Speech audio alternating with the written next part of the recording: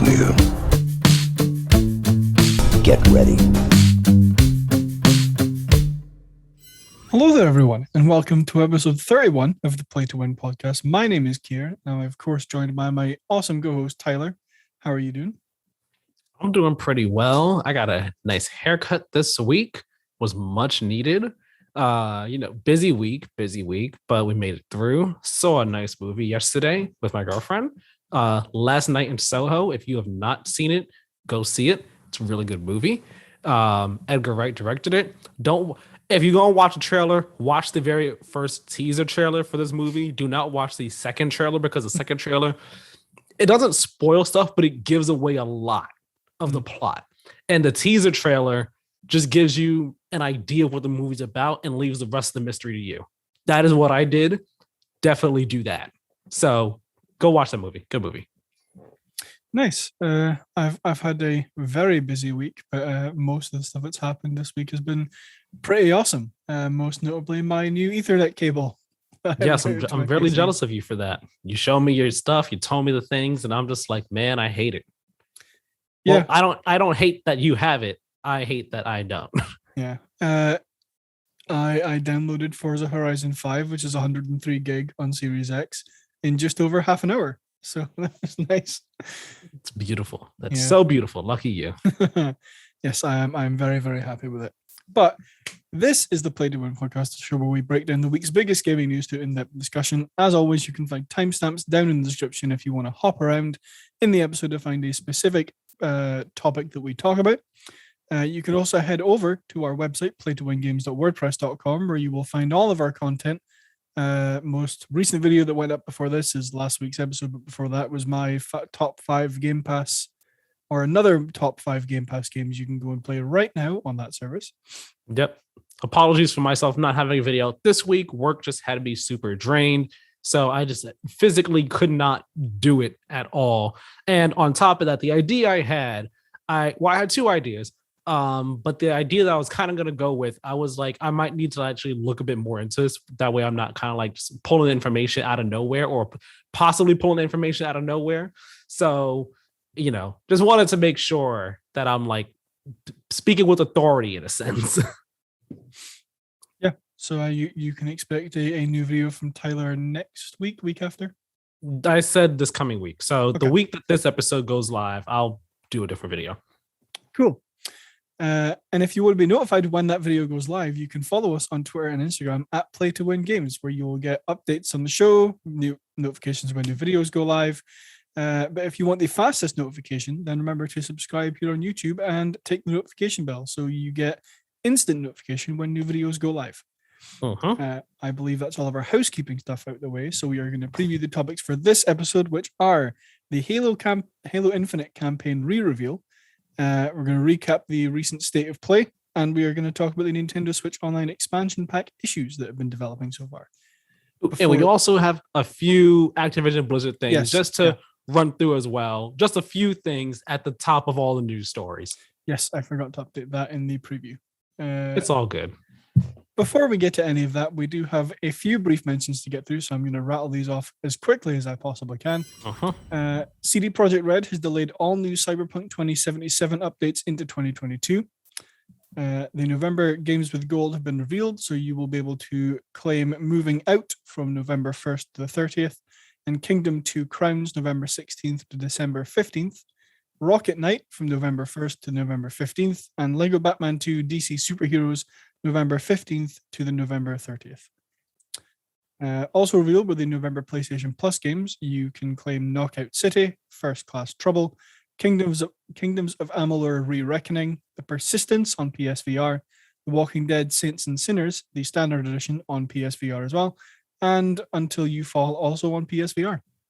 Yes, don't sleep on Knockout City, guys. I keep repping this game, keep promoting it. Yo, this game is so much fun. It's gotten very sweaty. It's gotten super sweaty since launch. The game was like the least sweaty in that first month. Since then, it has gotten very sweaty. Even still, it's a lot of fun. Don't sleep on this game. Amy Hennig, whose work is most notably in the Uncharted series, if I'm correct. Yes, very notable for basically being, I think she's like creative director on the first 3 Uncharted games. And she was working on the 4th, but then she left Naughty Dog, while the fourth was like still early in development. She's also worked on other games as well, but Uncharted most notable. Yes, so she is working on a AAA Marvel game with no further details on that. Ubisoft have said Assassin's Creed Infinity will not be free to play. Meta, Facebook's new name. Meta has announced Project Cambria, the next Oculus headset.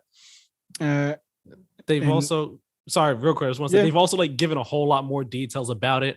But we're just not getting into it in this episode. Like it's possible it's going to have like augmented reality features too. It's going to have a whole lot of new stuff, but we're not getting into it in this episode. They have announced it. It's a thing. Yes. Sticking with Oculus news, GTA San Andreas is coming exclusively to Quest 2. Blew my mind when I read that, but I'm so going to get that on my Quest 2 whenever it drops. 100% going to. Sticking with Grand Theft Auto news, Dr. Dre is reportedly working on new music for Grand Theft Auto, which is cool. PlayStation has started a new PlayStation PC label for all of its games that it ports to PC. And Sony has also reported that they have sold 13.4 million PS5 units. So big congratulations to Sony. Yes. Oh, real quick, I just remembered. We didn't put it in here because we forgot about it. But you know, Xbox hasn't released their official console sales numbers. Yes. But it's, this week, some people did like information digging or whatever. I don't know how they figured it out.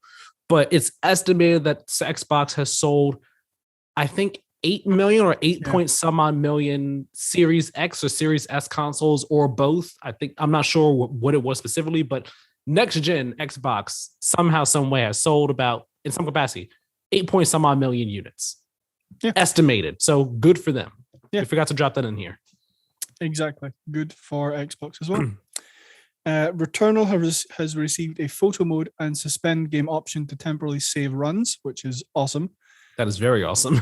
The Persona series composer Shoji Meguro, did I pronounce that right? Yeah. Yes, you did. Has left Atlas to focus on making games, but will still work with the company. PAX South has been cancelled indefinitely due to COVID and lack of growth. And finally, Xbox is reportedly working on an exclusive Wu-Tang Clan action RPG. That's a series of words and names that I never would have thought I'd see in conjunction with each other. Xbox exclusive Wu-Tang Clan action RPG. What? Just like hearing like 50 Cent game being made. Just like, wait, huh? What? Huh? It's a 50 Cent third person shooter. Okay. Yeah. Okay. Yeah, that might be a thing that we see at some point in the future. No, that actually. What do you mean? The Wu-Tang thing or the 50 Cent thing? The Wu-Tang thing. Oh, yeah. I was going to do like the 50 Cent thing that happened. There are two of those. Yeah. Now we are going to move on to our main news topics. The first of which is we have some Activision Blizzard company updates. So again, I don't want to spend a huge amount of time on these, so I will wrap them off as quickly as I can.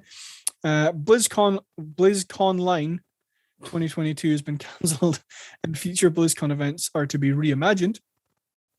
Vicarious Visions is reportedly losing its name and will become Blizzard Albany, which I'm not a huge fan of. Neither am I. Neither am I. Neither the employees at Vicarious Visions. So no one's happy about this. Bobby Kotick released a letter promising a number of things, including himself taking the minimum pay that the state of California allows, which is $62,500 a year, and will no longer receive bonuses. This will be in effect until the board has decided that the company's gender-related issues and goals have been solved and achieved. Blizzard will apparently implement a zero-tolerance harassment policy, which whatever that means. Whatever that means, I meant to throw that in here. When you read the article, that was about this, basically saying that as soon as like a claim is made, they investigate it, the person's getting fired. There's not going to be any more written warnings. Like, you are fired. When people get hired to the company, they sign their contracts. It's made clear that when you're fired over things like this, that you give up the privilege or right or whatever it may be to get further compensation to get future compensation. Okay. So I don't believe the IGN article that I read about this specified what exactly that means, but I imagine that might mean, say, a person's working on Overwatch 2 right now and they get fired. for harassment or sexual discrimination, whatever it may be.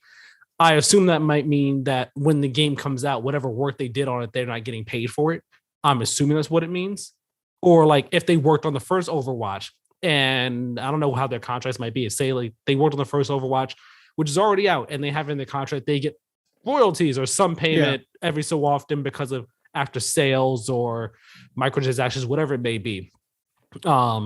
They don't get that anymore because they got fired for this reason. I am assuming that is what that means. I don't remember if the article specified if that's exactly what it means. I'll see if I can go back to it right now. But yes, that's what they mean when they say zero tolerance. They're saying, yeah, you are getting fired on the spot. We're not playing around with this anymore anyway, in any way, shape, or form. Actually, I just pulled it up right here. You mind if I read it? Yeah, go for it. All right. So this is what Codex letter says, and I'm reading this from this IGN article by Matt Perslow, where he kind of details everything. Codex says it is a letter, quote, in the past, when we discovered and substantiated harassment, we terminated some employees and provided verbal or written warnings or different disciplinary actions to others. In retrospect, to achieve our goals for workplace excellence, this approach is no longer adequate. We need tougher rules and consistent monitoring across the entire company to make sure reports are being handled correctly and discipline is appropriate and swift. And then moving on a bit here, he said, actually, no, I'm going to read what Matt here says. Matt here says, the policy dictates that any Activision Blizzard employee that is found via a new investigative process to have retaliated against anyone for making a compliance complaint will have their employment terminated immediately. Going back to the letter, Bobby says, quote, in many other instances of workplace misconduct, we will no longer rely on written warnings. Termination will be the outcome, including in most cases of harassment based on any legally protected category. And then going back to Matt, he says here that the policy also states that further employment contracts will make it clear that termination for these reasons will result in the immediate forfeiture of future compensation. Codex stated that all reports of harassment and retaliation will be investigated and that the personnel who received the report will also be investigated to check if appropriate steps were taken. That is what they mean with it. That's their new zero tolerance harassment policy. I like that, actually. I think that's a good step forward. Oh, yes, definitely. Yeah. Very good step. They are removing forced arbitration for sexual harassment and discrimination claims. They are increasing visibility on pay equity, and they are hiring 50% more women and non-binary employees and investing $250 million to accelerate opportunities for diverse talent, which, again, is a very good step. And I think a very good chunk of money to throw at that. I do kind of disagree with, even more so now, the amount that they are using for the payout or the claim, the 18 million. I feel like they still could have done more with that, just especially after reading this, but still, not trying to take anything away from this this investment, because that's very, very good. Right. Do you have any thoughts on this before I give my thoughts on it? My brief thoughts on it, I'll say. Yeah. I mean, I like the overall kind of thing they're going for here. I like they're at least to some semblance removing the forced arbitration. I like that they are hiring 50% more women and non-binary employees and the $250 million. I am a little bit skeptical about the Bobby Kotick taking the $62,500 a year and not taking bonuses. I think it's a very good idea. Don't get me wrong. I agree with it. But at the same time, I'm wondering if, how much of that is just for like public appearances instead of any like deep, more, I don't want to say deep rooted, but kind of internal stuff, Here's the thing. I saw a lot of people saying stuff similar to that, just like, oh man, like I'm paraphrasing, of course, but it's like, oh man, like this doesn't matter to me, or this is all for appearances. This isn't genuine. In my opinion, in my honest opinion, of course, I'm not a Blizzard employee. I'm not a woman at Blizzard, not a trans person at Blizzard, not a minority at Blizzard at all. So I'm just a random person online talking about this from the outside looking in. But to me, it does not matter if this is genuine or not. It's the fact is that it's happening. Yeah. It's a thing that is happening that people wanted him to either take a pay cut or step down or quit the company, resign, one of the three, ideally all of the above. But he is taking this pay cut, and I don't know exactly what his pay was prior to this, like his yearly salary was. I imagine it was a giant chunk of change because Bobby Kotick is notoriously one of the richest people in the gaming industry. But the fact that he is taking the minimum pay that the state of California will allow and will not receive bonuses until the board has decided that the company has fixed its culture surrounding these gender related issues and achieve their goals and their commitments and everything.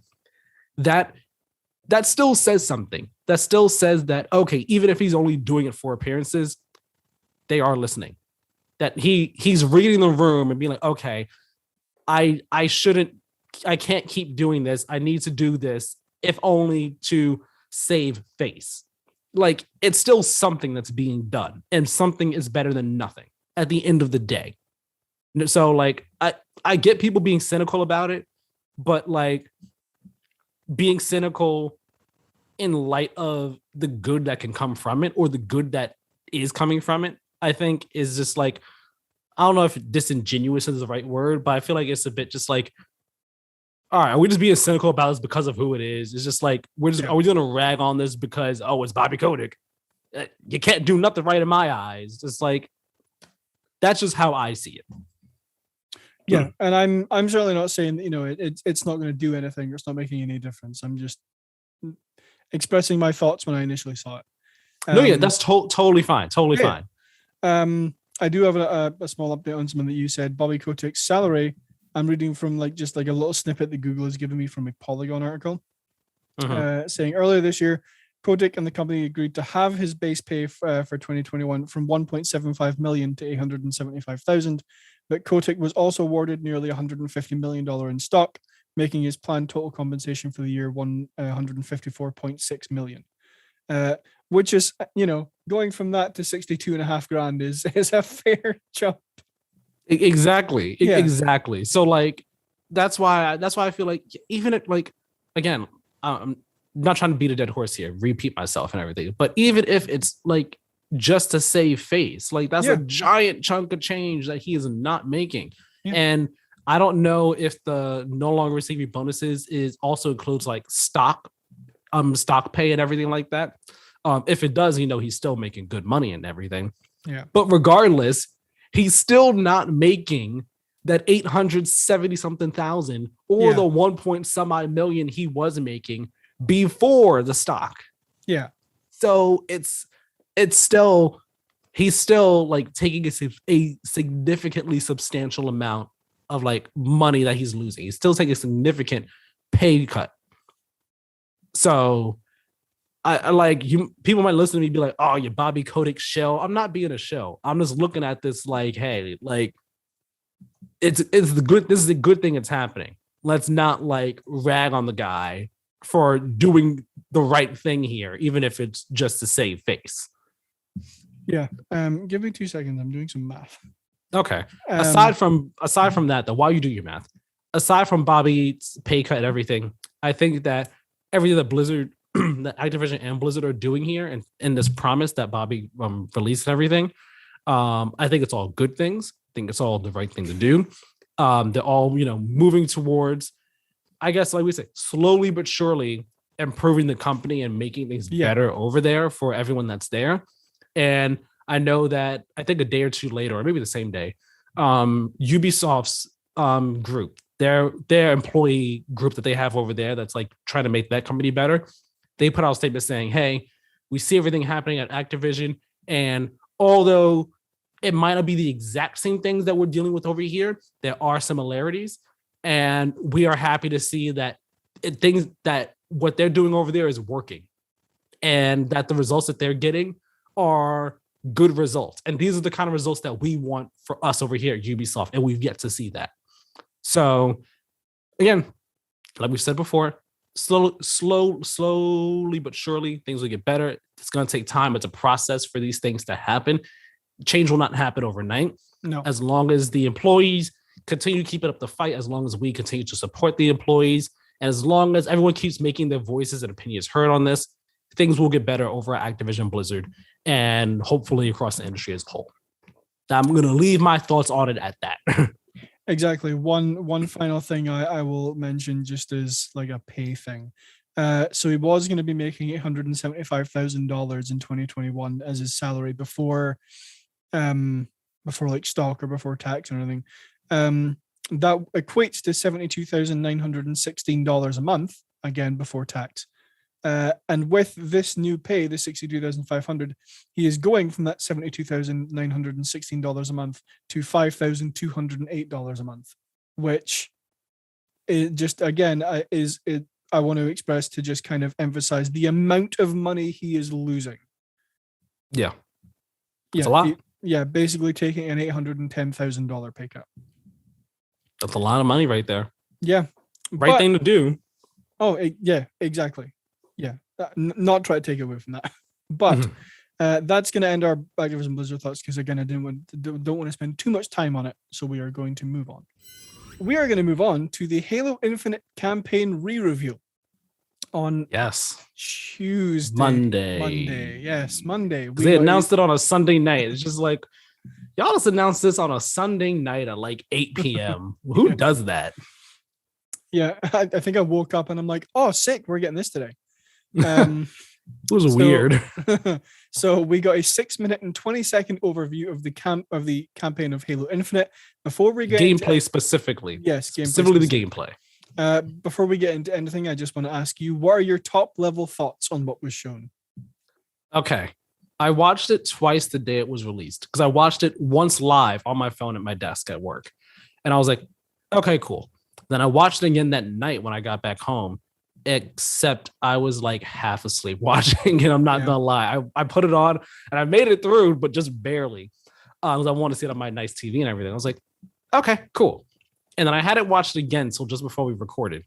And as of right now, I am more excited for it right now than I was when I first watched it, like those first 2 times. I'll leave it at, I think it looks really good.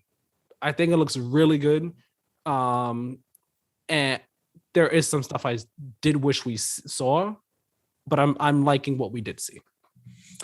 That kind of sums up mine as well. I am quite happy with what we saw. I am still very excited for the game. I thought we would have seen more than we did, but I'll get into that a little bit later. Top level. I believe, like, if you go on my Twitter, you'll see like my initial reaction. I posted a clip of like Steve Harvey with a massive grin, or GIF, sorry, with Steve Harvey with a massive grin on his face, like clapping, and I was like, "This is my initial impressions of the Halo Infinite campaign overview." Yeah. But some things I wanted to go through, just kind of like key points from the gameplay that we saw. One, the graphics have been significantly improved. That's the first thing I noticed. I want to also kind of tack something onto this and say, if you are judging the graphics based on the initial stream that happened, don't go and watch. Don't do that. 1080p, 1440p, 4K like video that they posted afterwards, because the stream quality is always going to be worse than what you're going to see afterwards. Oh yeah, 100%. Yeah, it does look significantly better though. I saw people doing like side-by-side comparisons of certain shots, and I was like, this looks better. Like I know some people, I saw one where it was a side-by-side shot of Chief in the pilot ship, like, you know, when like he's still offline, from the original and the new one. And I liked the original look of him, like the cleanliness of his outfit and everything. So I don't know if this one does look better, but I don't think it looks better because they made it look more rough. They just added more detail to his outfit. But I still think like his suit looked good before. It was just, you know, obviously the lighting and stuff was missing. But I did like the clean look of the original. Yeah.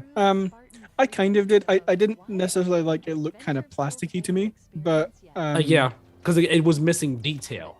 Yeah, exactly. But the new armor looks significantly more detailed than it did before. Oh yeah, definitely, 100%. The new AI is the only name we have for her so far is the weapon. Yeah. The new Cortana looking like AI. Yes. Specifically. Who in the overview said that she was created to lock down Cortana, which I think we somewhat already knew. I didn't know that. Excuse me. I mean, unless that was kind of implied in the footage we got in June, like during that brief cutscene talk between her and Chief. If it was implied there, then I either forgot or I completely went over my head. Yeah, it was somewhat implied during that little like small conversation they had at the end of the stuff we got from E3. Got it. I didn't realize that. You can call in vehicles from the pilot at vehicle station. So they showed a clip of you like cycling through vehicles. So you had like Mongoose called in a Warthog, and then you had Warthog, then you called in a Wasp. And around it also looked like it had weapon call-in stations as well. You can see like there's one for like an assault rifle off to the left. I think it's funny. I saw people saying this too, but I thought this immediately. Like it's like calling the Wasp. He's like, all right, cool, give me a second. He just comes and just says, drop, just hit the ground, didn't like drop it neatly, just like here you go, boom, boom, just like, dropped it from like 15 feet up with nothing to fall on up except a metal platform. Right, it's like okay, sure. The game will apparently have some what I would call Ubisoft open world qualities, such as outposts, which we'll talk about in a bit. It showed off various vehicle gameplay with various gameplay with the grapple shot, drop wall, and weapons. Bosses will have health bars above their heads now, which again we'll talk about. And we got a small look at the ability upgrade system. Chief in the footage, Chief upgrades his thrusters, and then thrusters run and kill someone with the grav hammer. Players will use Spartan cores to upgrade abilities, but we did not get any details as to how you would obtain those. Right. So I have a few questions here. I want to tack one on to the start and just, do you have like a favorite moment from, or like a standout moment from what was shown? Ooh, a standout moment from this. It's crazy because I'm thinking about it. There's like a couple moments that I was like, that's really cool. That's really cool. That's really funny and weird. But I don't know why. It was like the way y'all edited this was like, y'all had to know what you were doing when you did this. Like I think one really cool moment is when they essentially do like the battlefield clip with the Banshee. It just like jumps out the Banshee, rockets another one, and then grapples onto the other. I'm just like, that's really cool. And meanwhile, he's just like hundreds of feet up in the sky. It's like super high up. There's another clip where he's in and out, where Chief is in an outpost or something, and he kills some people, whatever. And then grapples onto something and launches himself into the air and then like shoots some more people on the ground and then gets back down and like grapples something else and tosses it at like this thing to explode in the outpost. Like that's really cool. The thing that I thought was really weird and funny, which I saw many people joke about as well, they show like Chief, he's like, while you're in the open world, I'm sure we'll touch on this, like there are different things you can do while you're in the open world. Outposts, there might be people to help, things to see, so on and so forth. So Chief rolls up on this Covenant thing, banish thing, and then some soldiers there. He's like, Chief, is that you? He's just like, you're safe now. And he kills the people, and then they get in the Warthog and just immediately drives the Warthog off the cliff. It's like, wait, what? You're safe now. Yeet! Exactly. That was gonna be my standout moment from the thing, because I'm like, it's just so ridiculous that he's like, don't worry, you're safe. Drives off a cliff that looks to be at least like a couple miles high. Exactly. I'm just like, what? What do you mean? Why would you edit it like this? Like, I get you're trying to show just how expansive the world is, but don't put that right after he just said you're safe now.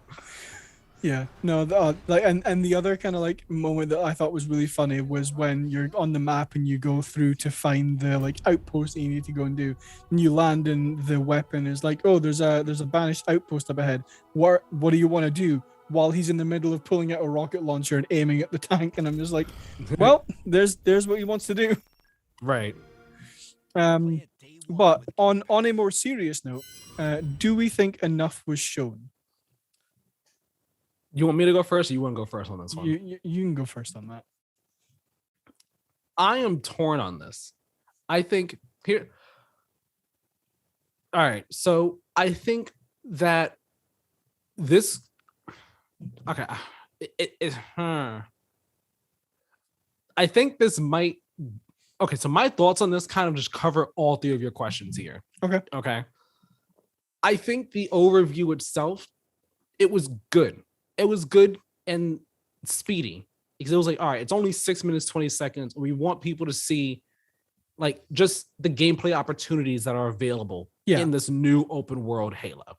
That's what we want to show. And they showed that.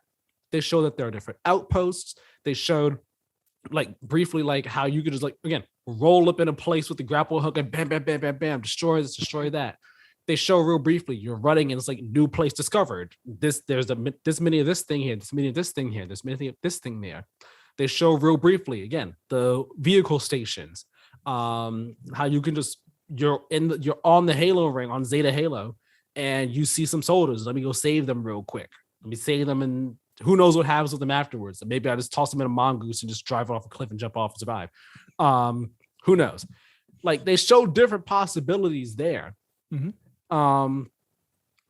But I wish that this was longer, because no one complained last year when we saw the gameplay. No one complained that the game didn't look fun. People said that it didn't look good graphically. It looked rough, but the gameplay looked good. So this just even more solidified. Okay, the gameplay of the campaign looks really good. Looks really fun.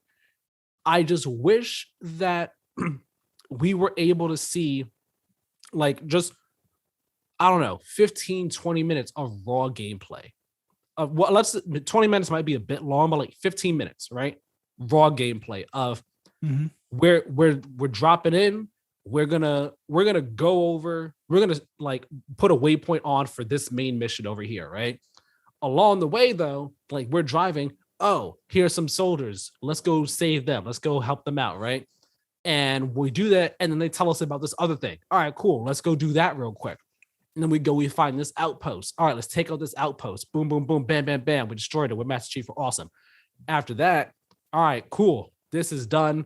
We got some upgrade things. Let's put into our upgrades however we want. Cool.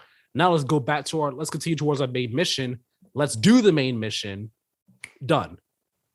That would have been the ideal gameplay overview, because it would have shown in more detail and not in such like a speedy, rushed fashion, just like what open world Halo was going to be like.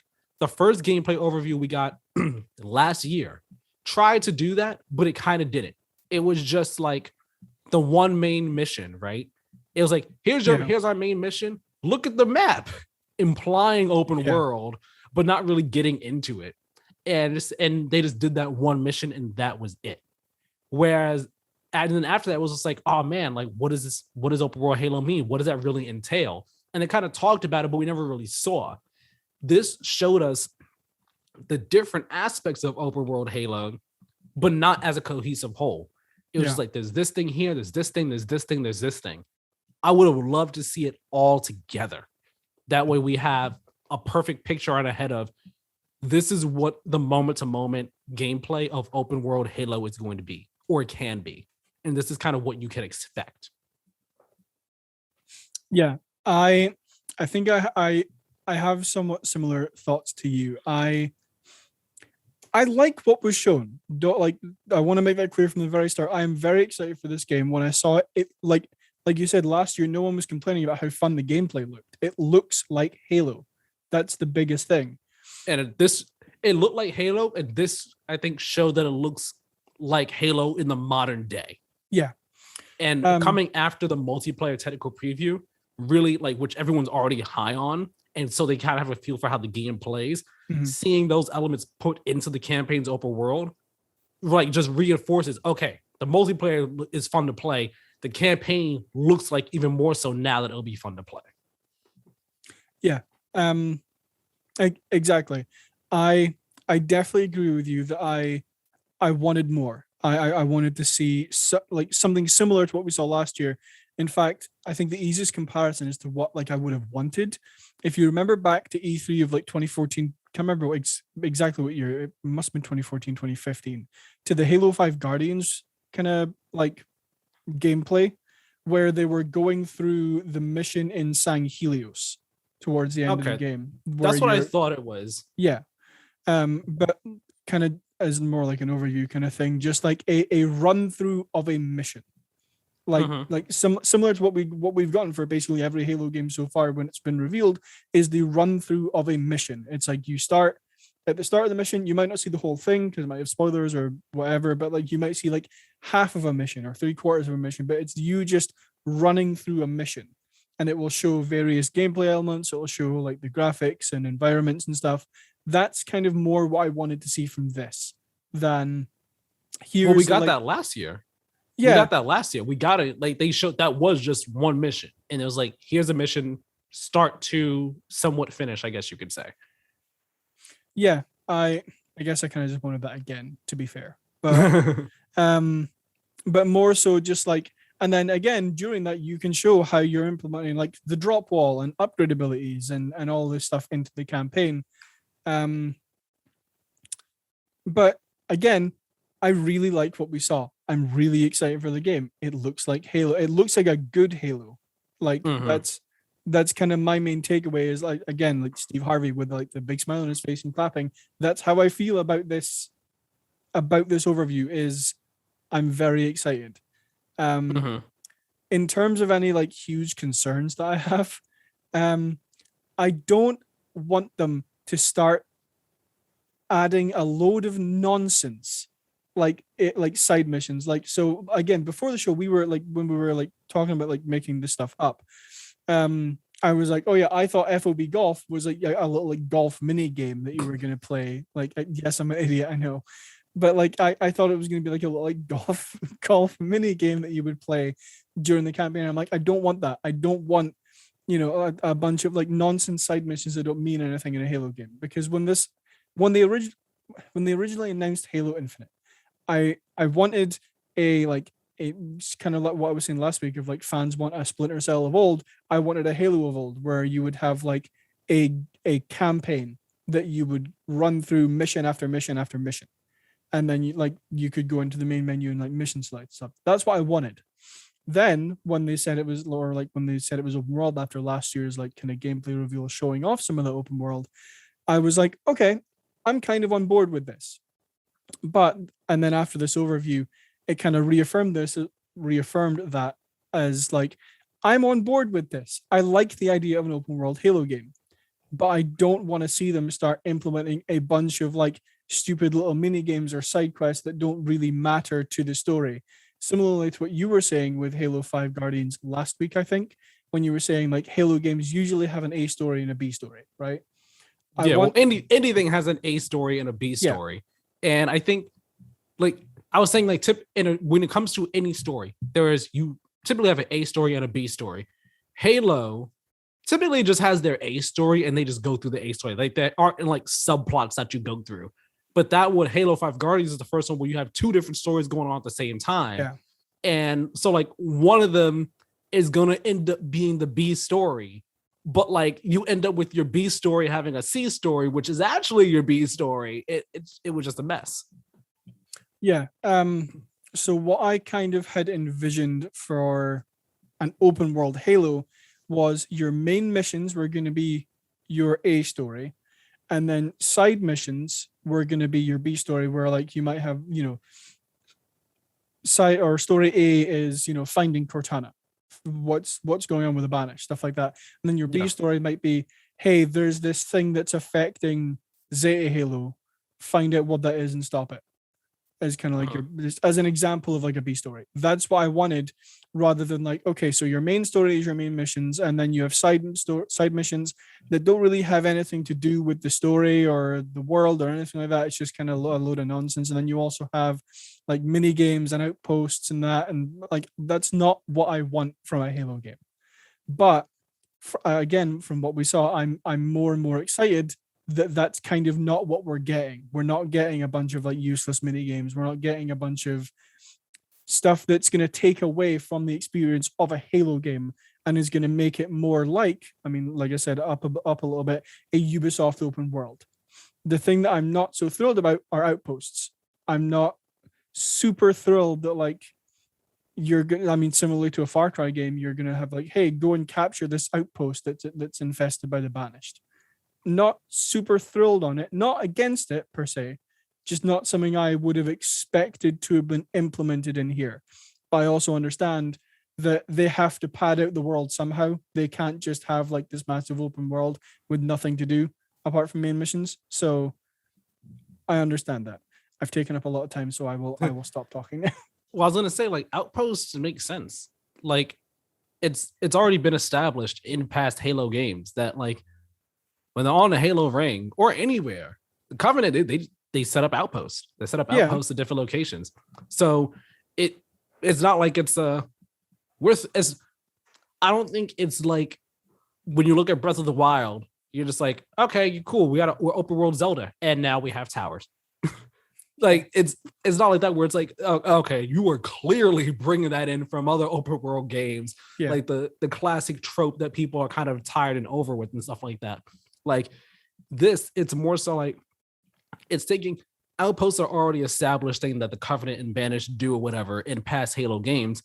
It's just that now, because the game is open world, you're actually able to come across them in a more natural way, as opposed to like, we're doing this linear mission. In this mission, we're going to be encountering a couple Covenant outposts along the way as we do this linear mission. Now it's just like now it's just part of the world. It's part of the natural exploration that you end up encountering as you go through it. You had said that.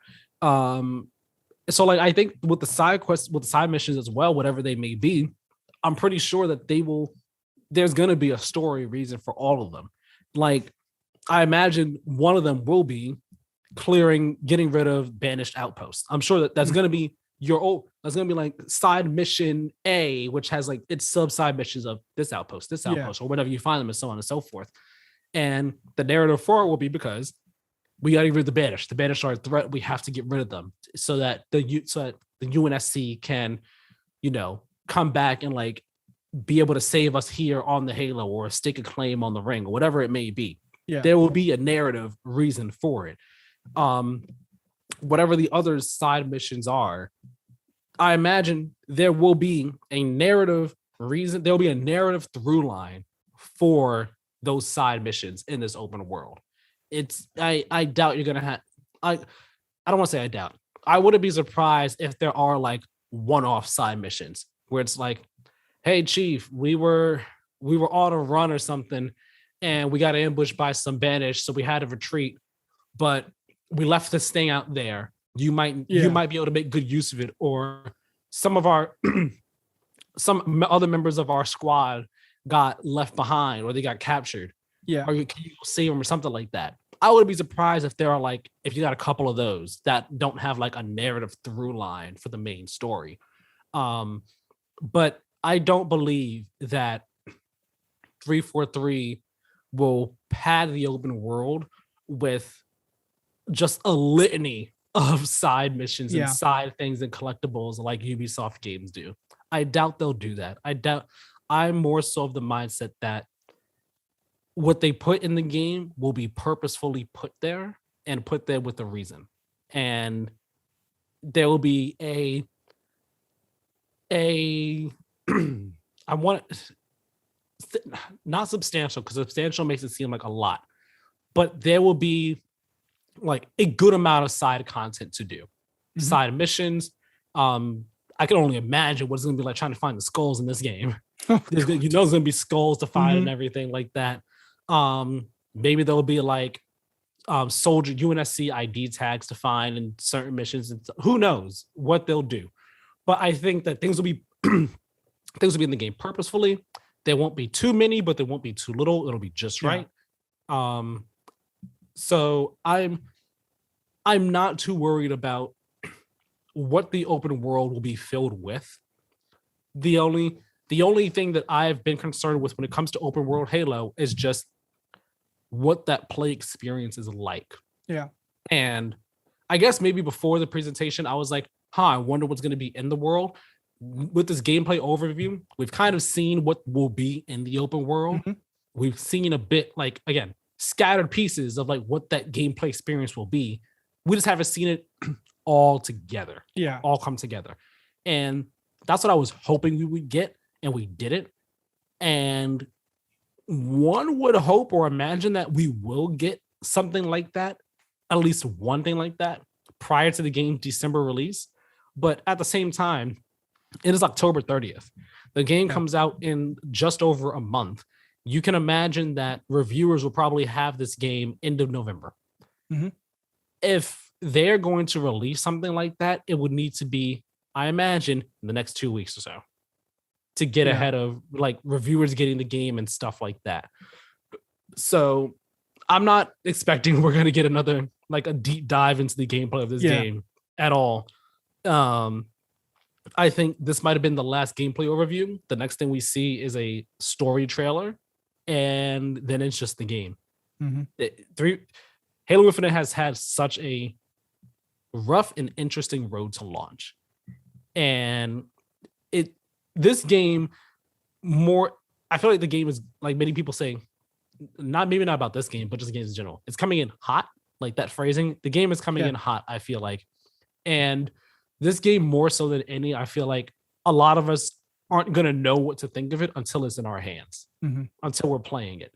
Like many other games we've seen, we'll see a lot of footage of it beforehand. So we have an idea of what to expect or what it might be like. This, it's like, we play the multiplayer. The multiplayer is fun. Yeah. First time I've seen the campaign in over a year, and it looks good, but we still haven't seen enough of it or a whole lot of it to really say definitively or like solidly or confidently, this is going to be fun. This is going to be great. This is going to be awesome. We're still saying it looks like it will be, but not sure about this or a bit weird about that, Yeah.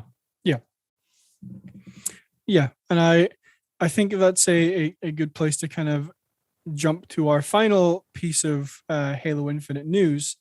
I suppose you could call it news, I guess, in which Craig the Brute has gotten a huge facelift. If you Google Craig the Brute, I imagine you'll find like, you know what? I'll throw up some pictures of like a before and after Craig the Brute. He looks good. Yeah, they look better. They look much better now. And that will conclude our Halo Infinite discussion. Unless you have any final things. Well, I was just gonna say, the only other concern I have is just the story. That's the only concern anyone really has at this point. And it's funny because after the preview was done, I think I tweeted this after.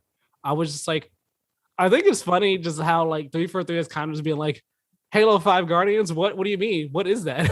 Yeah. Never heard of him. Never heard of it. Never saw it. What happened? And it's like, because again, with the way Halo 5 ended, there's no way you could just ignore that. And it doesn't seem like they are. Like, it seems like they are, like, the weapon said, I was made to lock down Cortana. What did she do? And they say that Chief was brought here to, we came here to find Cortana or something like that. Yeah. And I swear, like, I said it before when I was playing Halo 5 Guardians. Just, I understand wanting to make Cortana a more important character and develop her character some, but just what 5 did with her was just too much. I think it was just like we're trying to make her something that she never was. I wish that we would just move past that, which is why I also think it's funny how at the start of the preview, they're like, Halo has always been about story, Master Chief and Cortana. And I'm just like, no, it wasn't.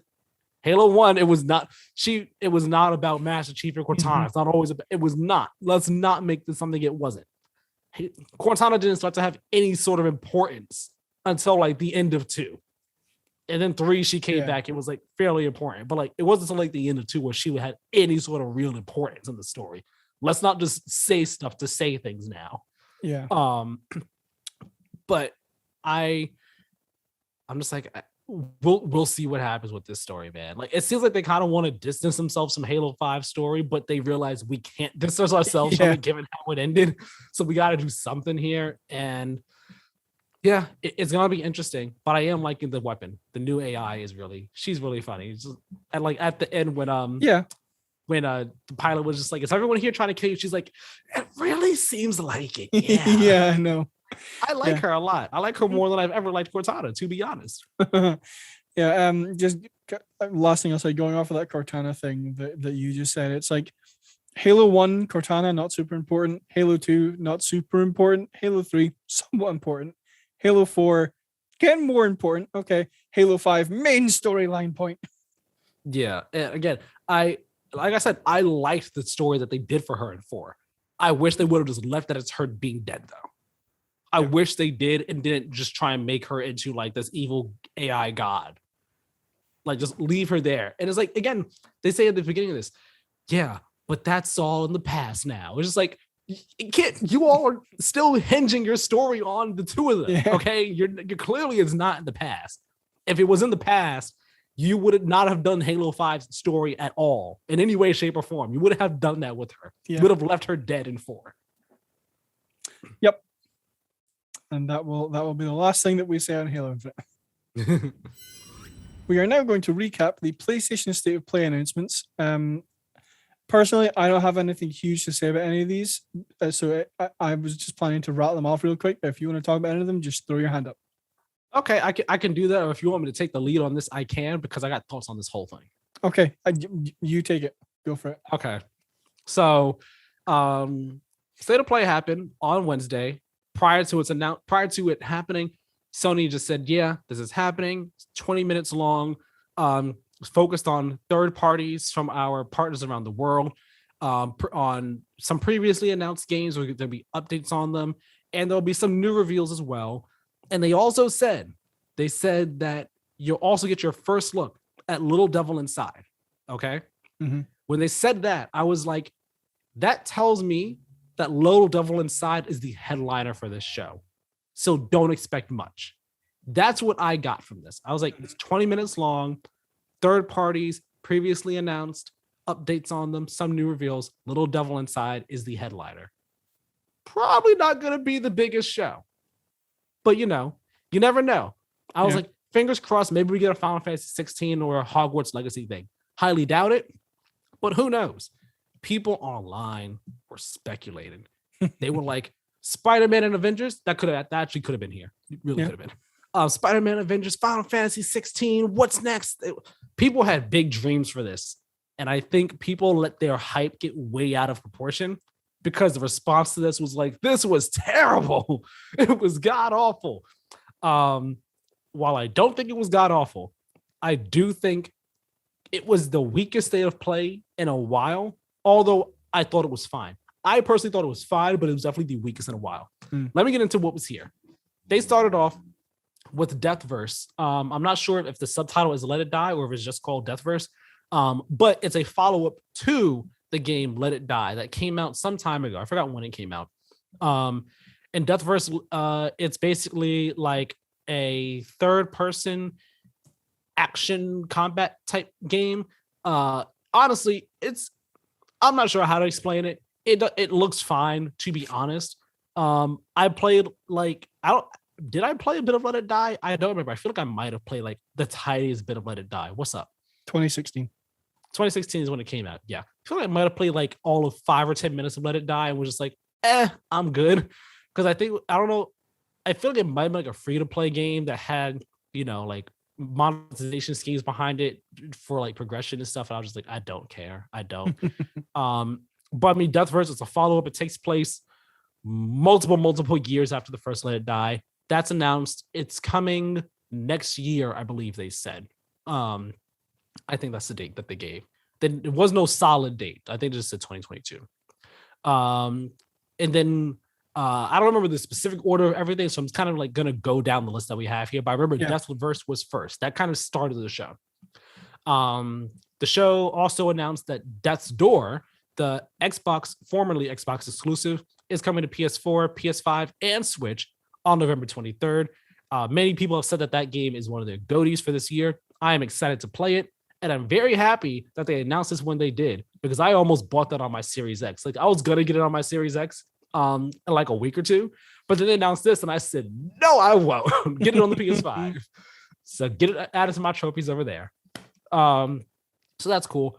Bug Snacks is getting a new DLC. It's a free update, actually, titled The Isle of Big Stacks, coming early next year. And I have yet to play Bug Snacks. Still I'm in my library. I want to play it. I just haven't had time. But this new one, it looks like it's adding like big Bug Snacks now. And it just looks like more fun Bug Snacks time, you know. Like, I never played the first one. Again, I want to, but I've always enjoyed the vibe and look of it. So I'm into this. What's up? I just wanted to say, this game for me was already nightmare-inducing, and then they added bigger Bug Snacks, and now I'm like, absolutely not. I'm out. It looks cool. It looks cute. I want to play it. Five Nights at Freddy's Security Breach got another trailer, and finally a release date, December 16th.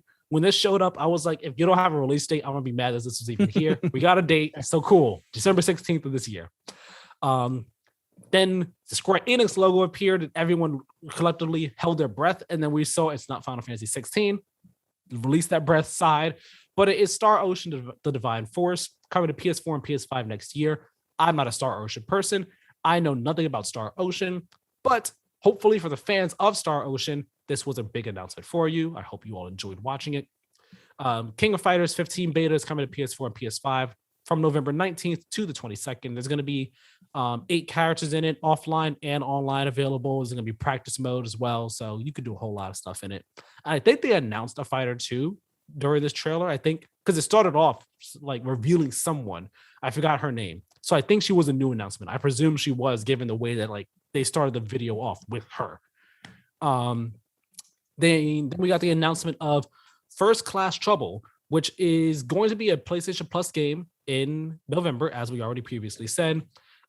Basically, this game is like a third-person Among Us, in a sense, where you have, I believe it's 6 people, either 6 or 8 players, and you make your character and stuff, and you're in like the space station looking type thing, and everyone has a task, but two of the players are androids essentially, and you have to stop the other players. So I'm like completing the task and everything. You have to either kill them or sabotage things.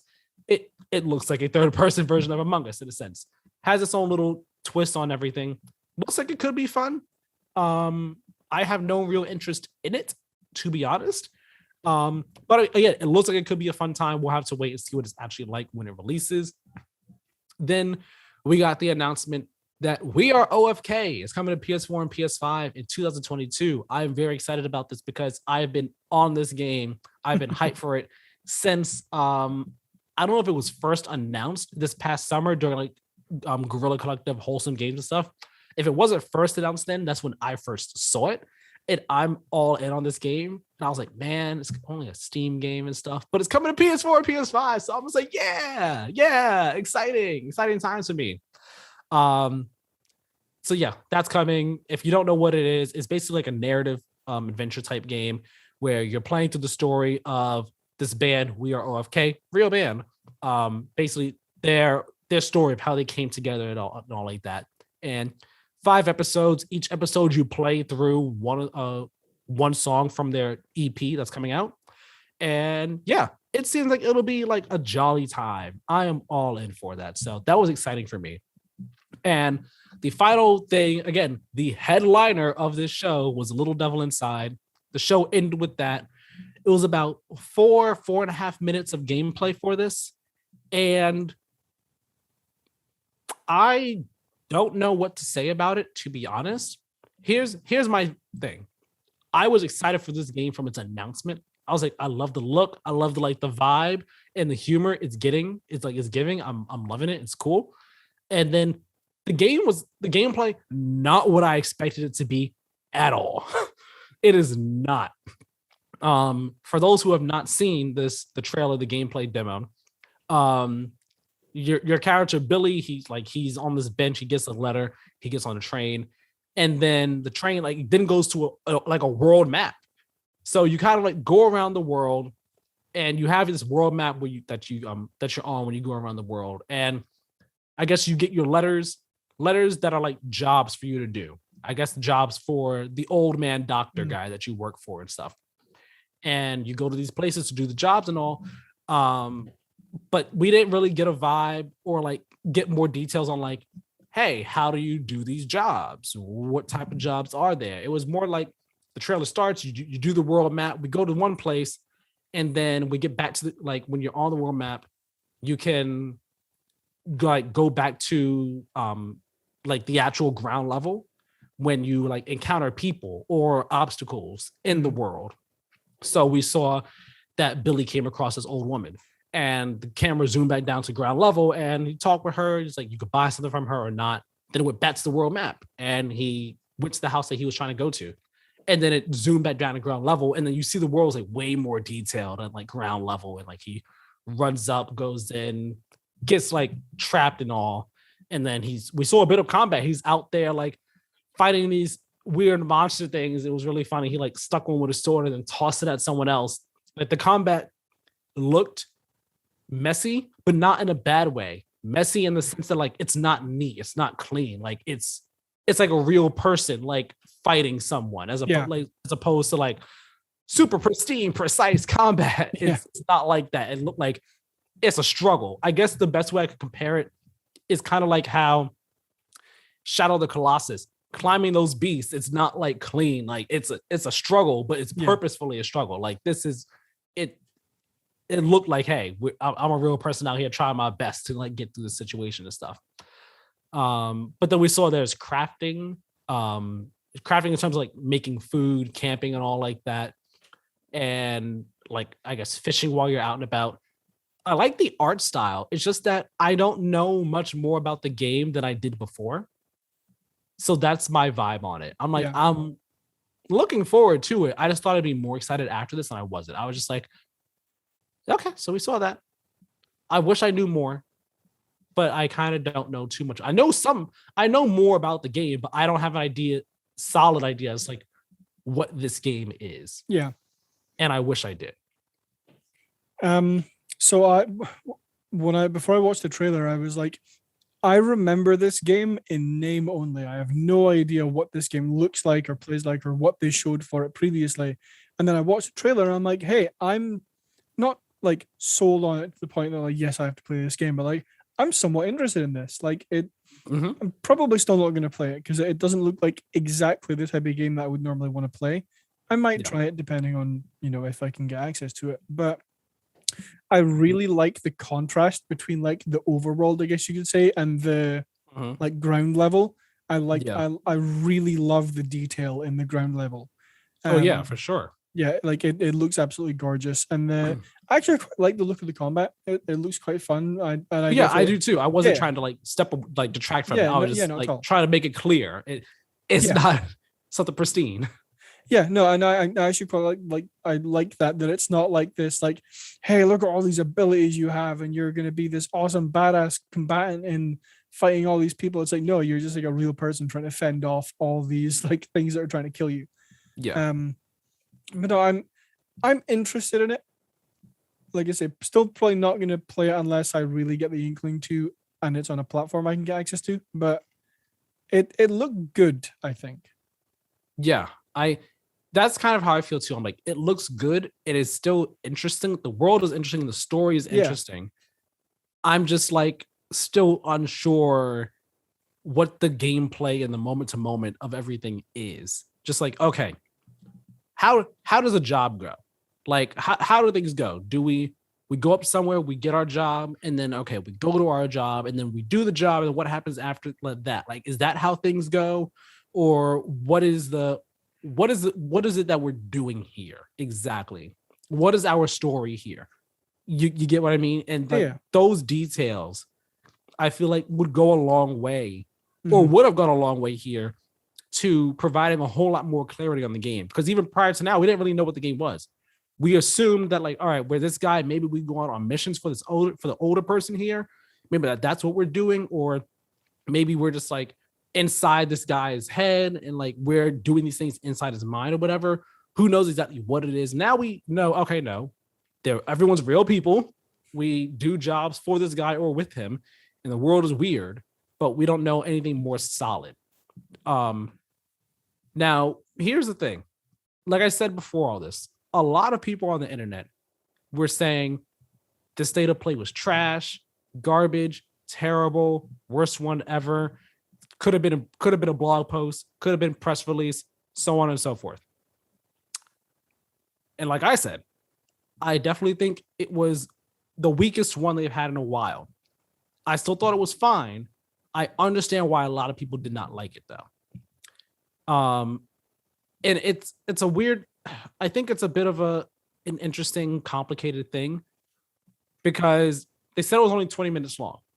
For a 20-minute state of play, I don't think you can expect too many big things. No. So I think people let expectations get away from them on that. Once we found out Little Devil Inside was the headliner in a sense, that also should have helped set expectations of, we're seeing this. This is the one thing that they're telling us we're seeing. Maybe this is the headliner. Look back at other information and be like, all right, let's temper expectations a bit more, given everything we know about this. I also do think that some of these things probably could have been a blog post or a tweet. Death's Door could have just been a blog post or a tweet. Mm-hmm. King of Fighters beta could have just been a blog post or a tweet. At the same time, you also have people saying, Sony, give love to indie games. Yeah. And while not everything here was an indie game, some of them were, they gave them a spotlight. They didn't say beforehand, indies only, but they gave them a spotlight here. We can't always expect state of plays to be bombshell, bombshell, bombshell, bombshell. You can't expect that from all of them. Some of them are going to have big bombshells all the time. Some of them might just have one or two. Some of them might not have any, but they'll have just a series of cool to good announcements. They're like, all right, that's interesting. That's cool. That's cool. That's cool. Leave it at that. We're in it and we're out. The show didn't spend too long on really anything. Oh yeah, we forgot. Kart racer game. Kart racer drift. Yeah. It's a kart racing game. Simple as that.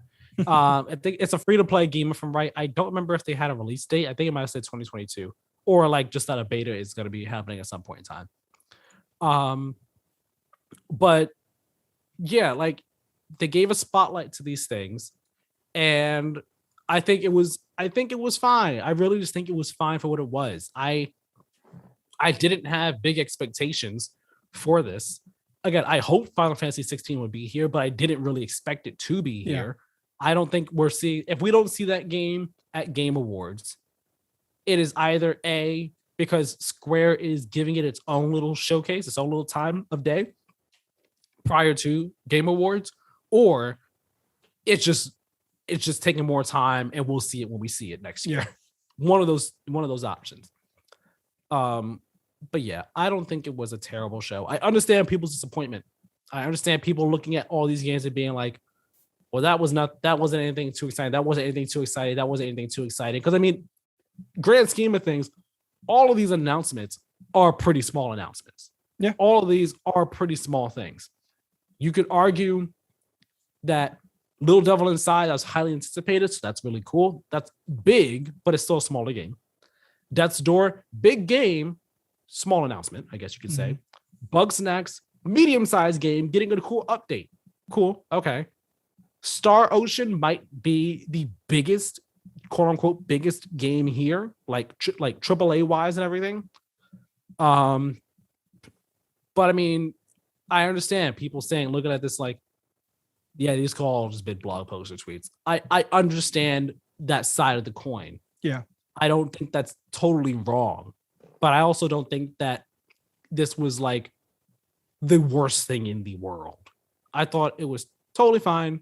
We didn't stick on anything for too long. And the show was breezy. Easy, breezy, beautiful state of play. Yeah, I mean, just looking at the list of games, the only ones that I'm remotely interested in would probably be either Death's Door or now Little Devil Inside, but again, remotely. I mean, looking at the list and watching some of the trailers, I understand why people are like, yeah, this all could have just been a blog post. But you know, it's nice to get a look at, you know, some of these games, but I don't think some of them needed to be as prominent as they were. Like again, the King of Fighters beta could have just been a blog post or a tweet. Yeah.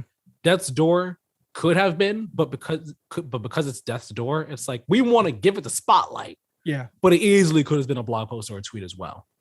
You know. So yeah. I get all sides of things.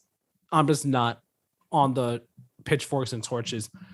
Rethink state of plays. Yeah. Rethink them, send them on hiatus, destroy them, rebrand. I'm not on that train. I'm not over there at all.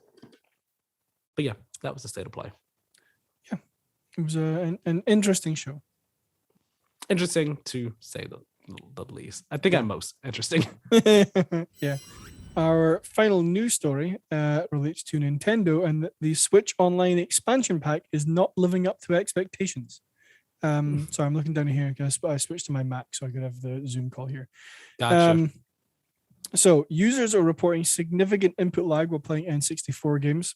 Users are also unhappy with a noticeable audio delay, frame rate issues, and weird button mapping in some titles with no option to remap controls. Visuals for some games, specifically Ocarina of Time, are not as good as prior ports, and online issues are present as well, with lag and audio issues being prevalent.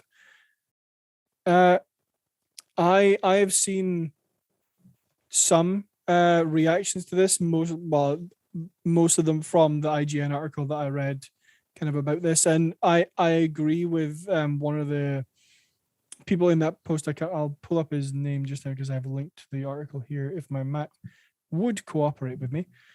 If I can find the quote, saying I'm reading from the IGN article written by Matt Perslow, and the quote is from Reset Era thread creator Hustlebun. So the quote, internet names are funny, man. yeah, I know. Saying quote, considering the aggressive price on the expansion pass, it's understandable why people will be so put off by the myriad of problems that are being seen here, end quote. I kind of agree with that. Like, you would think for charging over double the price of regular Switch Online per year, they would have things more ironed out than they are. They also kind of say in this article, if I can find it, I cannot, but I remember reading it, that, oh, here it is, by at Oatmeal Dome on Twitter, says the emulator used in Super Mario 3D All-Stars for Super Mario 64 makes its return. So they are apparently using the same emulator that they used for 3D All-Stars for the N64 games, and I believe the Genesis games as well in the expansion pack, but it's had a few things taken out of it that were specifically for 3D All-Stars. Yeah, I didn't get the expansion pack because I do not care a lick about playing. Not only do I really not care about playing any of these older games, I mean, it'd be cool to at some point, but I don't care about doing it so bad that I need to do it now. But I'm certainly not doing it for $50. Certainly not. Yeah. When Nintendo's online service is already lackluster at best, you know, like it would not be that bad if we only paid $5 or $10 more. But the $50 price, it's like, okay, all this stuff better work well and better look good, play well, and work. And it doesn't. Or at least for the most part, it seems like it doesn't. Like seeing, I don't know how many videos you've seen it or anything like that, but watching people try to play Mario 64 online, it's just like, it's terrible. I was watching a video and literally it was lagging, like freezing every 2 to 4 seconds. Just like, actually, I say 2 to 4 seconds, more so like every 1 to 2 seconds, just like, it was terrible. And granted, on the screen when that's happening, it says your online connection is like unstable, so like your quality might be affected or whatever. It says something like that, some disclaimer like that. So some of the issues for online stuff could be chalked up to people's internet connections. But at the same time, Nintendo's online is actually trash. And like trying to have a good connection on your Switch really isn't the easiest thing. You basically have to be like right next to your internet router modem to actually have good internet on your Switch. Outside of that, it's not good. So, which $50 for a service that's already not great. So play games online and not great quality. It's terrible. And then I saw one clip of like someone starting up Mario 64, and they're starting it up, and it's like Mario. Like it's just like the audio was laggy and stuttering. Yeah. Because I'm assuming either internet or what have you, I don't know. But it was terrible. It's like, why is it like this? Why is this the case? And then, like you said, reading people talking about frame rate issues. I didn't see any of that, but I believe it is out there, of course. That input and that lag being an issue. And then the button mapping. Like, we can't change the button mapping for specific games when we play them. The only way to like redo this, to remap controls, is to do it at a system level. Yeah.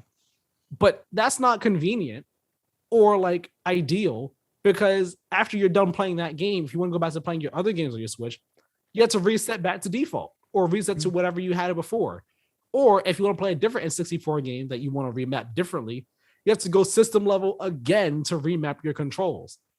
It's just like at $50, Nintendo. Why?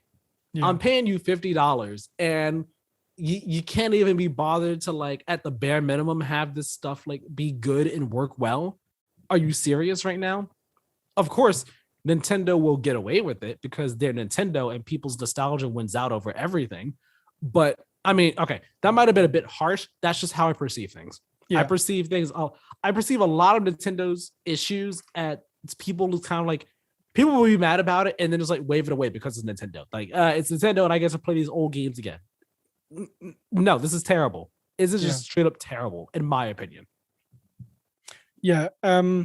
This actually somewhat ties into something I saw earlier this week. I think where it's completely unrelated field, but I don't know if you've ever heard of the YouTube channel Hardware Canucks. They're a Canadian based, like mainly focused on like PC and tech stuff. Where Dimitri from Hardware Canucks, I think, had tweeted saying that like he was fed up of companies selling premium products while lacking like the basic features. So the example he used was like, say LG sells a premium monitor, take their 27G on 950, which is the like 4K monitor, like high end. Yeah. But it doesn't like swivel, it doesn't like tilt up and down, it doesn't have height, or like I don't know if it has any of these things because I haven't looked super into it, but like say it didn't have like tilt or swivel or height adjuster or whatever. Like it might be like a premium monitor in terms of like you're getting like 4K, like 144 frames a second, whatever, but you're lacking basic features like, you know, like ergonomics in the monitor itself. And I think that kind of relates here is like Nintendo is selling a premium product because they're like their basic one is just Switch Online, which is $20 a year. And then you have their premium one, which is the Nintendo Switch expansion pack, which includes Animal Crossing, Happy Home Paradise. Yeah. And then all these like, you know, nostalgia games, but it doesn't really work. So I would argue that Nintendo, if they're going to continue selling this premium product, is going to have to fix these issues. Otherwise, you're going to have a massive, like, not that you don't already, but you're going to have a massive fan backlash on your hands. Like it's been 3, 6, 12 months. Where are the fixes to these things, Nintendo? Here's the thing. Nintendo should fix these things. Will Nintendo fix them is a very different story. Yeah. Because Nintendo is good at Nintendo. And you said they're going to have a massive fan backlash. No, they won't. Okay. I said that very definitively or declaratively. I do not think they will. People will be upset now. Like, this is when you will hear the most backlash about it. Yes, people will still be upset months down the road if this is still the case. But it's going to go away. People, like, all the backlash is going to go away. People aren't going to be talking about it. People will, like, whenever they play the expansion pack, they'll be like, oh man, this issue's here. But I'm playing Donkey Kong Country or Donkey Kong 64, whatever the case may be. So that's fun. Like, people are not going, the backlash will only last for maybe like 2 weeks. I imagine it'll last 2-3 weeks. And then after that, we'll just have scattered mentions of it every now and then. And when people talk about Switch Online, they'll be like, oh yeah, but expansion pack sucks. Like, there's not going to be this massive fan backlash that like just like pops back up in 3-4 months, unless they try to add something else to expansion pack. And then people are like, okay, but can you fix this though? Like, if they try to add other stuff to expansion pack, then this conversation might start up again. But I do not foresee massive backlash happening like sometime in the future. We got the backlash we got now. Nintendo's going to see that and be like, but money is what we are making. Yeah. And you will pay us to do these, to play these games, no matter how difficult or annoying it may be. So continue to pay us and we'll just give you this stuff. Yeah. We won't do anything else about it. Cool. Fantastic. Go do that. Go do your stuff. I'm going to go swim in my, mountains and mountains of money that I have over here. my Scrooge McDuck money pool. Basically, I'm going to swim in all my Animal Crossing and Mario Kart money. Yeah. In related news to Nintendo, I do have one more thing to tack on to the end, in that Nintendo is closing its Northern California and Toronto offices, which will reportedly affect over 100 employees. Yep. A quote from Nintendo says, quote, Nintendo of America headquarters are in Redmond, Washington, and Vancouver, British Columbia. We are moving more of our employees and operations into those headquarters and will be closing small satellite offices in Toronto, Ontario, and Redwood City, California over time, end quote. No detail was given as to whether they are assisting with the relocation of those employees financially, or if they're just like, hey, either move here or quit, your choice. So yeah, I imagine that they would be assisting in some capacity, because I mean that's a lot to ask more than 100 people uproot your lives on your own dime. Yeah, I think that's a bit much. Yeah, one thing that I will say is just to that last thing I said, whether it's like, hey, move here or quit, if they do leave the company, there will most likely be some kind of payment involved in that. Like, I don't want to say severance pay, but like a package of some sort, because it's not exactly their fault that they're now out of a job, because like if they are doing it on their own dime, some of them might not be able to like afford to move to an entirely different country or an entirely different city. So no real details of the financial aspect of employees, but I thought was an interesting note to kind of tack onto the end of the Nintendo stuff. Yeah. So that will conclude our news for this week. That's it. Some interesting things happening this week. We'll see what happens next week. Yes. Now we are going to move on to what we have been playing. Do you want to go first, or do you want me to go? I'll go first on this. Because we both, I've only played Final Fantasy 13 Deathloop this week, but I feel like I got some fun stuff to talk about with them. And even with you, with your stuff, you got some exciting stuff. I'm interested about why you even played one of these games, to be quite honest. Maybe as like a refresh or something. But Final Fantasy 13, last time we talked, I was 8 hours, 45 minutes into the game. I am now either 18 or 19 hours into the game. I was trying to hit that 20 mark. It wasn't quite. I would have been able to hit it if I played a bit more this week, but there were like 2 days this week where I didn't play anything. So let me say this. I said to my girlfriend when I was talking to her about the game on Monday or Tuesday, I think, because she's played 13. She's like near the end of it, but like she has not played it since like, it's been like over a year since she played it. She got near the end and she kind of like stopped. I forgot why. She's not a fan of it. But I told her, I was like, it's real weird because like the game, this is what about like when I was 11 hours and I was like, the game is one where I'm just like, the story really ain't all that good. The characters are like okay to fight at, like annoying at worst, fine at best. And like the game like it suffers from like being super linear in a really in a bad way. Yeah. But even still, it was all I could think about playing. I think part of that was because the combat is just really fun. I really enjoy the combat. So let me say this now that I've reached about the 18-hour mark of the game. The story, in my eyes, the story started to get better after like hour 15. After like hour 14 or 15, the story started to get better because the game is more than 10 years old at this point. Yeah. So I'll put a spoiler warning. Like I'll say spoiler warning if you really care, but I'm actually going to talk about this in detail because the game is quite old, and I know a lot of people don't really care about it that much. So basically, what happens in the story is your crew, right? The party, they are all Lassie. Lassie means that you basically become a servant of the Fal'Cie in the world.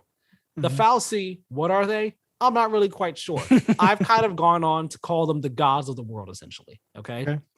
So the Lassie are servants of them. You become a Lassie if you are near a Fal'Cie, and the Fal'Cie kind of just like puts his branding on you or whatever. Once you are a Lassie, you have like the branding, and that you basically are on a timer to complete what is called a focus. What is the focus? Your focus is this task that is given to you by the Fal'Cie. Okay. The focus is a bit blurry though, so like it's like a vision that you get, but it's like a real blurry quick vision. So Lassie have to figure out what their focus is and complete it. If you don't complete it, you become something called a Seath. What is a Seath? A Seath is basically you become a zombie. You basically become like an undead creature in a sense. You're done for. If you complete your focus, you turn into a crystal. You get crystallized, and that's what happens. Okay. So it kind of seems like a lose-lose situation. It's kind of a lose-lose situation, but when you turn to a crystal, like they explain it a bit. I'm forgetting exactly how they said it, but like when you complete your focus, you basically live like you essentially go to like the good afterlife in a sense. It's kind of like how is the best way I can explain it without remembering exactly how they said it. But if you fail, you end up being this husk. This just mindless husk that is just around and stuff. So the party, they all each get a focus. And this is where like the first 10 or so hours of the game is just like annoying because it's like this person wants to do this thing and this person's doing that thing and this person's doing this thing, but we don't really know exactly what it is everyone wants to do and stuff. And people are doing things. It's all really annoying and everything. Hope is being an angsty, really annoying kid. He's being a brat. I hate him. Just like you want to do this thing, but then you're just like not getting off the pot. You're not doing it. Do it or get off the pot. So eventually, there's a point in the game where Hope and Lightning is the main character, the girl, pink hair. Hope and Lightning. Hope is this little kid. He's angry. He's angry because his mom died at the very beginning of the game, helping one of the other main characters, Snow. Right? Snow is the leader of this resistance group. Right? She was helping him. She died. Hope blames Snow. Hope is like, it's Snow's fault. I hate you. Snow needs to die and pay for what he did. Okay. So that's that. That's his whole issue. Eventually, Lightning and Hope, they're like, we're trying to go back to Hope's home in Palampolam. That's the name of the city. They get there, and then Snow also ends up coming across them as well because he got separated from them earlier in the game, and he's with this woman named Fang. So the like Lightning and Hope are surrounded by the military, and then she's like, oh yeah. She's like, Hope, I'm gonna run. And she's like, I'm gonna distract them. You run to safety. But the Snow and Fang come in and like they're there. But then Lightning still leaves anyway and leaves Hope with Snow. For what reason? I don't know. In the moment, I was like, you could have just stayed at this point so that we're all here together. But fine, leave. So then he's forced to like be with Snow, this guy he hates. And it's just like, oh my gosh. And the whole time I'm like, have this conversation. Talk about this. Stop being an angsty brat. And eventually they have the talk. It takes some time to get there, but they have the talk of the conversation.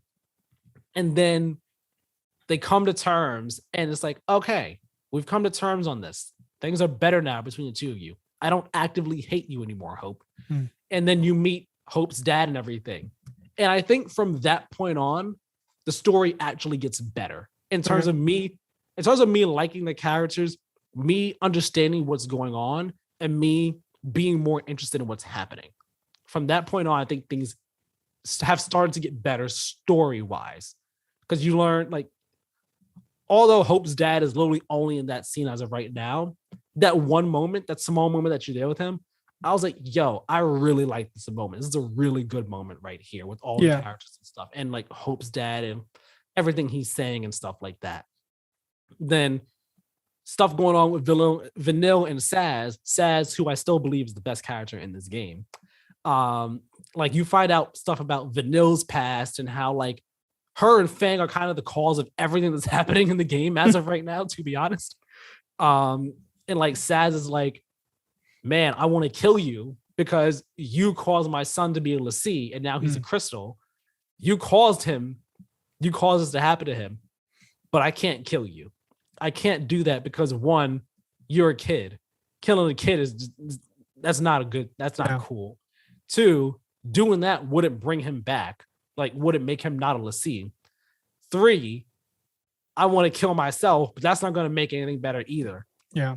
So like their whole dynamic became real interesting and cool.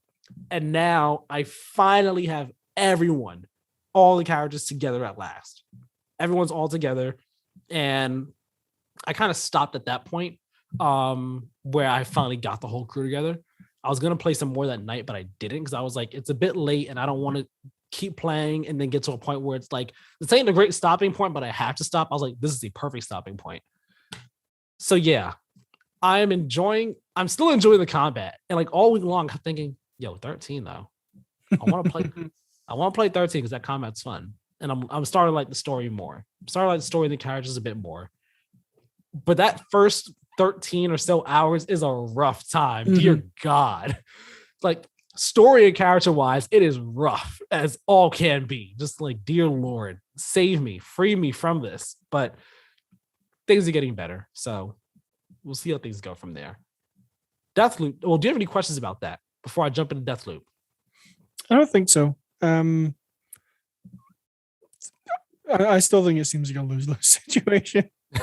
Playing the game or the Lassie thing? The whole thing. I don't think you'd be too wrong with that. I'm not gonna sit here and say it's like jumped up my list of favorite Final Fantasies. It's still like my least favorite as of right now. Yeah. Not counting 12. I only played like 5 hours of 12. I need to go back to it. Of the ones I played all the way through, it's still like my least favorite as of right now. But we'll see where things go from here. Deathloop, though. I played Deathloop. I didn't just play an hour. I didn't just play an hour and a half. I played a good chunk of Deathloop. So if you got any questions for me, by all means, feel free to raise your hand and ask me as I explain this stuff. Okay. I'm going to talk about this. When I last talked about it, I had said that I had finally gotten the job of, all right, I got to kill the 8 people in the one day. Yeah. And the next thing I had to do was infuse my weapon. So was be able to infuse my weapon so I could carry them over between runs. So you do that. That is like the last linear thing that you have to do in the game. That's like the last hand-holdy thing you have to do. Yeah.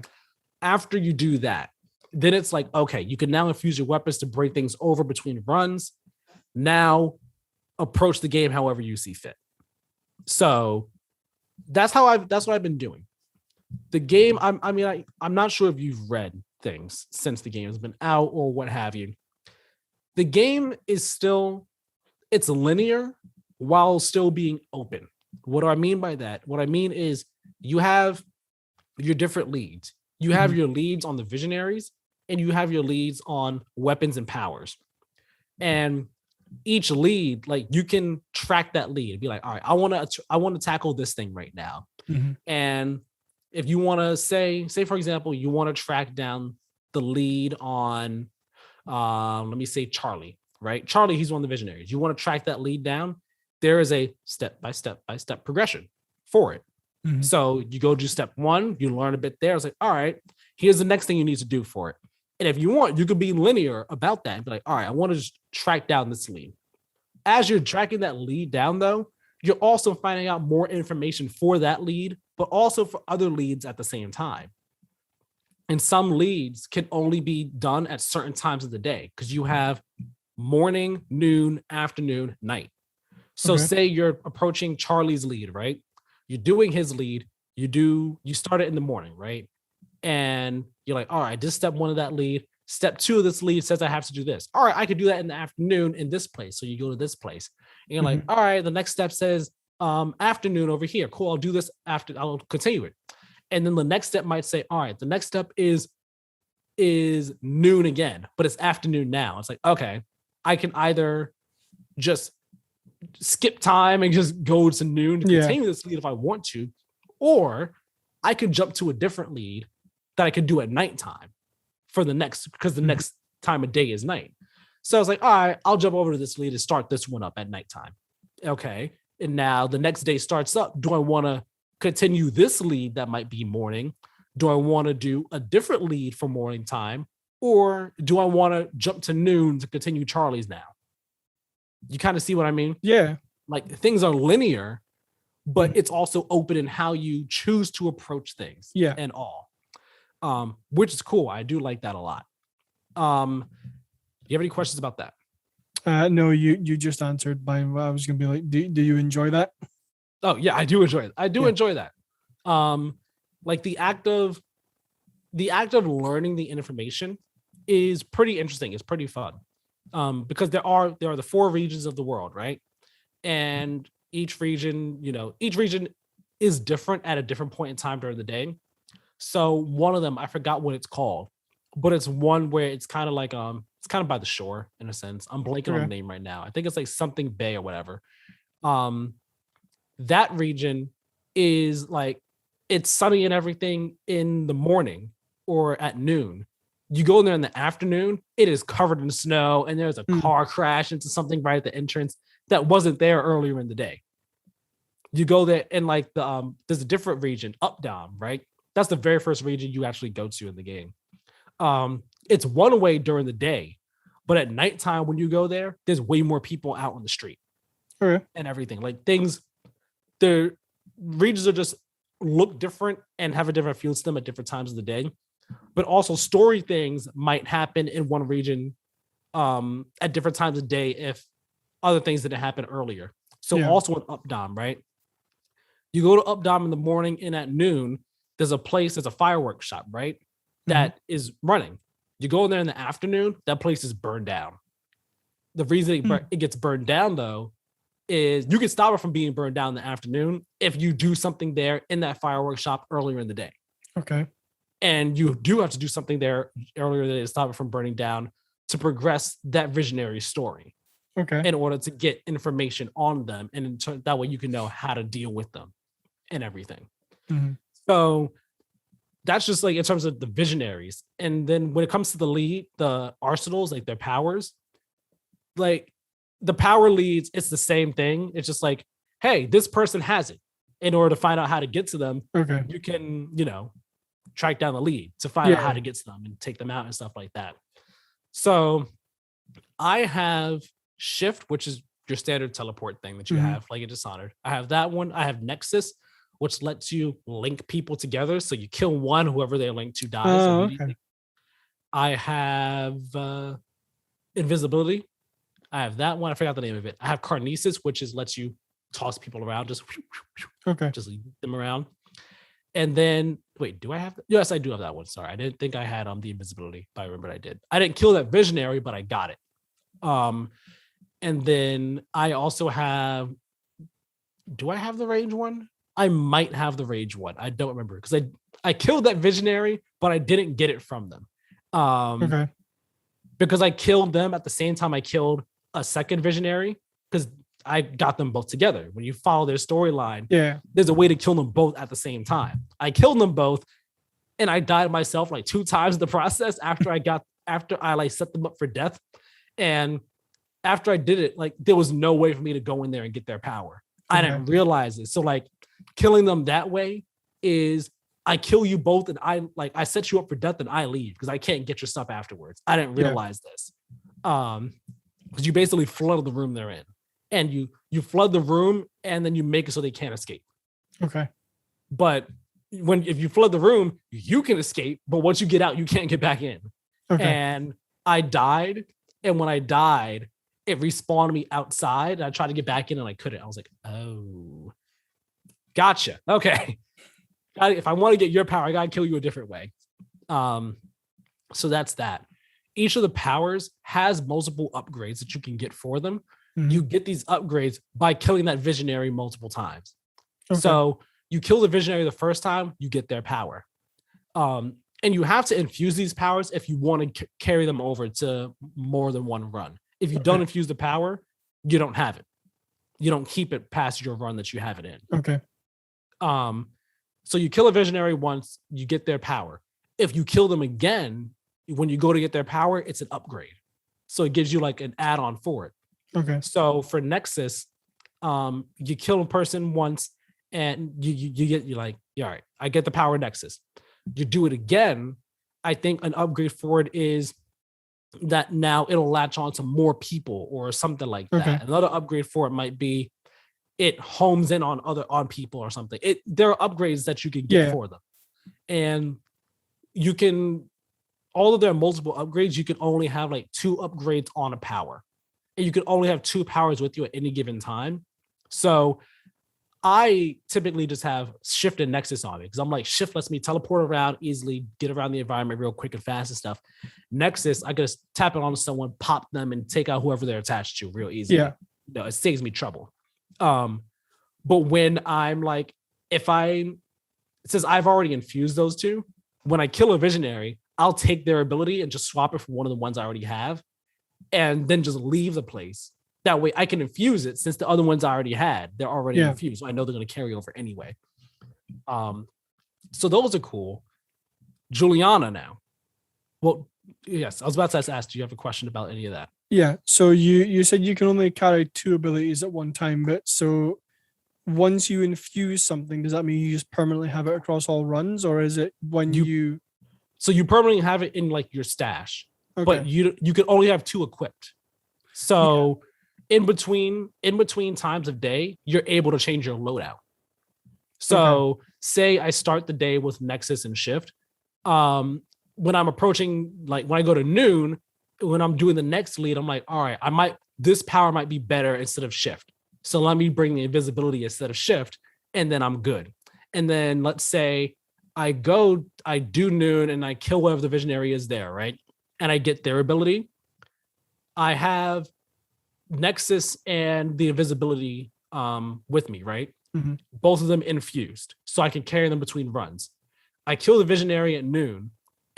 When I get their ability, it's my first time grabbing it. It's not infused though, because it's my first time getting it. Yeah. If I want to keep it, I need to infuse it. So I'll drop one of my infused ones, bring that one, take it back with me, and then I'll infuse it if I have the currency to do so. Okay. Does that make sense? It does, yes. Okay. So there's all that. And it's fun. The powers do make you feel powerful and everything like that. You can also infuse weapons too that you find and everything. The weapons have like different tiers and stuff and the weapons you could put trinkets on them that give them different little perks and stuff. Trinkets you can infuse as well. All these things that you find, weapons, powers, trinkets, they can all be infused for you to carry over between runs and everything like that. Okay. Juliana now with the invasion mechanic. Invasions don't start until, I believe they don't start until you're able to infuse your weapons. At least I don't think they do. And the way invasion works is you can either be single player mode, which means you're not connected to online. You can either be friends only, so you're online, but only friends can invade you, or you can set it so that anybody can invade you. Mm-hmm. All right. Invasions only happen if you are in a district that a visionary is in. So say I'm in Updom in the morning. Well, no, not morning. Let's say I'm in Updom in the afternoon. Okay. There's not going to be any invasions happening because there aren't any visionaries there at that time of day. Okay. If I go to Updom at night, though, or in the morning or at noon, I could get invaded because in the morning and at noon, there's a visionary there. And at night, there's a visionary there. Or there could be 2 visionaries there at noon if you do something else, right? Yeah. So if I'm there at a time of day when there is a visionary, when there's a target for me to kill, Juliana will appear. If not, she doesn't appear. Follow? Yes. Okay. When Juliana appears, she shuts down your tunnels. The tunnels are the way you like travel between districts and everything. That's your entrance and exits to each region. She shuts down the tunnels when she appears. The only way to open them back up is to hack this antenna that she has. That like it's in a set spot. So you hack the antenna and then you can open the tunnels and leave. Okay. Here's the thing. I immediately turned this off after my first invasion. I turned it to single player mode. Here's the reason why. Because invasions, it is a cool concept. It's a cool idea. I do not feel like being bothered with this. The first time I was invaded, I literally entered the region, right? I entered the region. I stepped out into the world. Juliana's invaded. Okay. I took 2 steps. I saw the other player.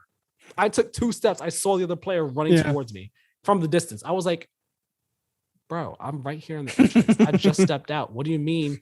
What do you mean they're here? And why are they right there at the entrance? So literally, I did it. I was like, all right, well, I'm not going to try and run past them because I can't. I see them. They see me. They see me, see them. I see them, see me. Yeah. We're like, I can't go anywhere now. So I was like, all right, let me try and like hide over here or something. And they killed me 3 times. You get 3 deaths. 3 deaths and you're done. That's the end of your run. They killed me 3 times.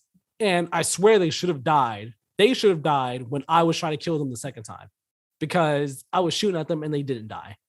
But I was just like, nope, I'm not dealing with this. I'm not dealing with, I start a run and like I start a region and someone's right there at the start already. I'm not doing that. That's nope. Immediately turn to single player mode. Single player mode, obviously it's the AI, so they're a bit dumber. The same rules still apply though. Here's the thing though. The AI will spawn them behind you, just like immediately. So I was doing one mission, right? And I killed the visionary already. It was actually Charlie. I killed Charlie, and I'm over at like his castle, whatever. And I'm looking for some. I'm just like looking around at stuff, and then it said Juliana has invaded. I'm like, oh, okay. And then I heard her, "Hey, Cole." Bam, shot me. I was like, wait, what do you mean, huh? Why are you right behind me already? So I like ran and jumped. And then like I turned around, I'm trying to shoot her and everything. She killed me. And then I respawned behind her, jumped up, pow, pow, pow, pow, pow. You're dead. Why are you spawned? Like, it's cool. She's invaded. Don't spawn her directly behind me though. Don't do that. That's annoying. Those are like exceptions though. More often than not, whenever like it says she's here, like it takes time for her to actually find me and everything. But when it says she's here, I'm like, all right, I'm going to sit down right here. I'm going to wait till I see her. And when I see her, I will rock her. Pow, pow, pow. All right, cool. I can keep on moving because once she's dead, I don't think she's able to invade you again. I think she's only able to invade you like a few times. Like there's a limit on how many times you can be invaded in Deathloop by Juliana. They said, I think it's like 3 times or something like that. Is that like per region or just per game or per run? Per run. But what's cool about killing her though is that you get powers. You get visionary powers from her. So it could either be the power of a visionary that like is in the region that you're in, or like a different visionary's power. That's how I got the invisibility one, because I haven't killed that person yet, but I got it from her. So it like there's a reward to kill her. It's a good reward. But sometimes like if you're on a mission, if you're playing online, if you're trying to get something done, it might be better to be like, all right, yo, either I'm about to bum rush this thing to try and get it done, or I'm going to play the cat and mouse game and kill her, or try to kill her, or I'm just going to get the antenna and get out. Because if you're at your night run, right? If you're at the night point of your run and you have a bunch of good stuff, like it might be better to just cut your losses and be like, hey, let me get out now. Let me get out now so I don't lose all my things. Let me try and hack the antenna and get out.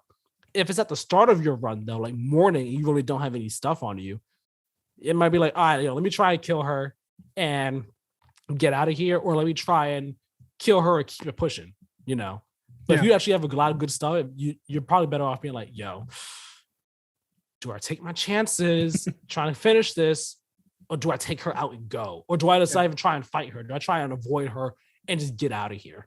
So I could see some of the appeal of it. Me personally, nope. I'm trying to get this story done. I'm not dealing with this. I'm not dealing with it at all. Now, I've said a bunch of good stuff about the game, barring the Juliana stuff. I do think, though, that at a certain point, the game becomes, how can I say this? Very easy. And some might see that as a bad thing, but some might see that as like a good thing. Here's my explanation. Very quickly, I got like 2 or 3 weapons that I was like, all right, cool. These are my weapons that I'm going to have with me. I don't care about having any others because it's not a large weapon pool. Weapons have very like tiers. Like there's the gray, the blue, the purple. I think purple's the highest there is. And there are trinkets that you could use on your weapons to like make them better, and on your character as well, like character trinkets that like double jump, something else, more health, regenerate health faster, stuff like that. Yeah. But there's not a large variety of them. So like within like 2, maybe 3 runs, you've seen them all. Okay. So once you've seen them all, and once you've infused like the ones that you actually care about, because not only is there not a lot of them, there's only actually a couple that are actually like worth it, in my opinion. So once you've gotten those, and once you've infused them, which again, you can do very quickly, very early on. Yeah. The game immediately becomes way easier. And then once you get your powers, which in my opinion, Shift and Nexus are the only 2 powers you actually need. I have those 2. Those are the only 2 I use, because Shift, I just boom, boom, boom, zoom around. Nexus, Link, pow. People are dead instantly. You can use Nexus to be stealthy, or you can use Nexus to be aggressive. Run in a room, Nexus some people, pow. You can just take out a bunch immediately like that. Once you get your powers, the game becomes even easier, especially once you infuse them. And you should infuse your powers immediately as soon as you get them. That way you can carry them over. So because of that, combat is like immediately less of a challenge. Like it's just stupidly easy. And again, some might see that as like a good thing because you feel all powerful and stuff. Yeah. But at the same time, it's just like, I wish the progression to feeling like that took a bit longer and wasn't like so quick. Because I mean, the early hours, the very hand-holding linear part of the game is not like that. That's more difficult because you don't have all your powers. You don't have the infusion and everything. You're still learning as you go. But once you get the infusion and the gloves are off, and it's just like, do your thing, that's when it's just like, all right, the game gets stupid easy real quickly. And the story is interesting. Story is cool. Finding things is interesting and everything like that. The story is fine. Tracking the leads down is interesting and all. But the game just gets so easy so fast that it's like borderline. I don't want to say trivial because like there is still some challenge, but like enemy encounters become really trivial. But I'm still enjoying it. I'm still very much enjoying it. I don't know if I say the game is a 10 out of 10. Like I purposely didn't watch any reviews until like I played more of the game, right? I only read the IGN review when it first came out. But I watched the Easy Allies review this week and they gave it an 8. And that was one of their complaints, that the games actually just gets like so easy so fast. Yeah. And AI is like really stupid. They did put out a patch to like improve AI. I can't comment on it because again, I only played like an hour and a half before that patch went out, so I can't even comment on how the AI was before. But I mean, the AI is fine. Still kind of stupid though sometimes. Like I could do something nearby someone and the person that's kind of close by won't notice sometimes. But like, yeah, it is. The story is definitely intriguing. and I'm liking the investigative aspect of things. I could tell you this much: if I wasn't going out today, I could guarantee you I'd finish this game this weekend. If I was not going out today, but because I am going out today, I'm not gonna be able to play for like 5 hours straight. But yeah, it's still a fun game. It's still a fun game. The loop is interesting. The mystery is there. And I like the gameplay mechanics and all. But yeah, I don't know if I'd say it's a 10 out of 10. As of right now, I'd say it's like an 8. Fun game though. When it comes to Game Pass next year, if people don't want to buy it, it's definitely going to be a great game to like play on Game Pass. Yeah. And I'm not saying it as like the derogatory, it's a Game Pass game type thing. No, like it'll be genuinely like a great game to play. Yeah. I'll look at this out. Do we still need to be like done like 48 minutes ago? No, we did not. Okay. Just checking. So, yeah, because I remember you sent a message on Discord saying we need to be done by 1 p.m. my time. I'm like, isn't it 1 p.m. now? I didn't send that message. I think I had just said we might need to be done early, but that I didn't say that. Okay. So I suppose you could technically say I've played 5 things, but I kind of classed 4 of them under one category, which I'll get to in a minute. And I imagine the one you're wondering why I even played it was Halo 5 Guardians. Yeah, why did you play it? Just to refresh or something? Yeah, I'm planning on going through all the Halo stories again. It's just Halo 5 Guardians was like the quickest one to install. So I was like, I'll like, it took me 5 hours to get through. It really didn't take me long at all. So I was like, I'll just install this and bang out mission after mission after mission and finish it in 5 hours. The game still visually looks great, even more so than I think it did before, because I'm now playing on a 1440p monitor. Like you say, I really enjoy the gameplay mechanics of 5 with the like ground pound and the like thruster dashes and stuff. Like I really enjoy that. I think it's really well implemented. It's not super like overpowered. I think it's really useful. Story's still not great. Story is still like definitely my least favorite Halo story for sure. But I just refreshing myself on the story didn't take me super long. I somewhat enjoyed it. Right. Something that I think I have more to talk about on is I've played with xCloud before. I played it when it first launched on Game Pass with my phone, and like it was fine-ish. Like it was quite laggy. Like there was a semblance of playability, but most of it was like the game I always try it with first is Forza Horizon 4. And playing it on my phone, it wasn't super great. Now, and I will also say before I can start talking about this, is the reason I tried this is because one, I upgraded my insider kind of level to like I get the alpha previews now. I get like the earliest that I can. Yeah. So I now have access to cloud gaming on console. And the second reason is I ran the Ethernet cable, where before, like, I still absolutely could have tried it, but my speeds before were like 200 and something down and 90 up. And now they're like between 700 and 900 down and 90 up. So I have much better internet now, and it's much more stable connection because it's wired. So I was like, hey, this might be a really great time to go and try playing with xCloud on PC and Series X. Out of all of them, Slime Rancher definitely ran the best because it's not that graphically, intensive. It's a cartoonish, like, indie game. So it's not, a super AAA realistic graphics sort of thing, like I would say probably the others on this list. Forza Horizon 4 ran the worst. It was absolutely still playable. It was absolutely like, there was a minuscule amount of noticeable lag.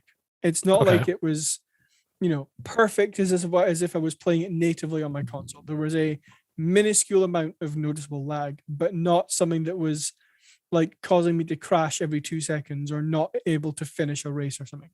It was more like, when I'm driving in the open world, if there's a car on my side of the road and a car coming towards me, I couldn't weave in between the two like I usually could on console. It would I would clip this car, or sometimes I would crash into this car. But the graphics on it are also not, the best. It's not like you're playing in 4K. It's pixely a little bit. It's like it almost looks like someone applied a very subtle layer of film grain over the gameplay. I Like, see. It definitely still looks good. Again, definitely still playable, just not anything to brag home or to write home about. To put it politely. I think out of all of the like AAA games that are here, Doom Eternal ran the best. Nice. That's great. Yeah. Given it's Doom Eternal, you would want it to run great. Yeah, exactly. There was still that very minuscule amount of input lag. But again, I would say less than Forza Horizon 4 actually, to the point where like sometimes I was noticing it, sometimes I wasn't, but like it was ever present. And visually it looked a lot better than Forza Horizon 4 did. That's good. It didn't have as strong as of a film grain layer as Forza did. Got it. So like there was like a comment made by someone at Nvidia earlier this week, I think, where they said that xCloud is still pretty laggy. I personally wouldn't necessarily agree with that, just because I haven't experienced like, the lag to the point where it's largely affecting my gameplay. It's present, it's noticeable, sure, but it's not something that I'm like, you can't use xCloud because of the lag. I will also add on, I have very good internet, so I'm probably in the 1% of people that this applies to, because Microsoft recommends, I think it's 10 megabits per second upload. It's either upload or download. In order to use xCloud, that's like what they recommend. But even on 5G on my phone, or 5 gigahertz Wi-Fi on my phone, when I was getting like 90 down and 80 up or something like that, it was still just playable. So I would definitely say they definitely need to readjust their recommended speeds for xCloud, because the 10 megabits per second they have is not. I would not play it on 10 megabits per second. Gotcha. And then Halo the Master. So yeah, I played Forza Horizon 4, Slime Rancher, Master Chief Collection, Doom Eternal. Master Chief Collection, I played one match of SWAT on Halo Reach, and it played fine-ish. Like, again, so I'm sounding like a broken record, but like there was a small amount of input lag, and there was film grain over the top, but it was still very playable, still very usable, and still a service that I'm probably going to continue to use, because that's what I was going to ask you. Do you think you're going to keep using it? Yeah, I do.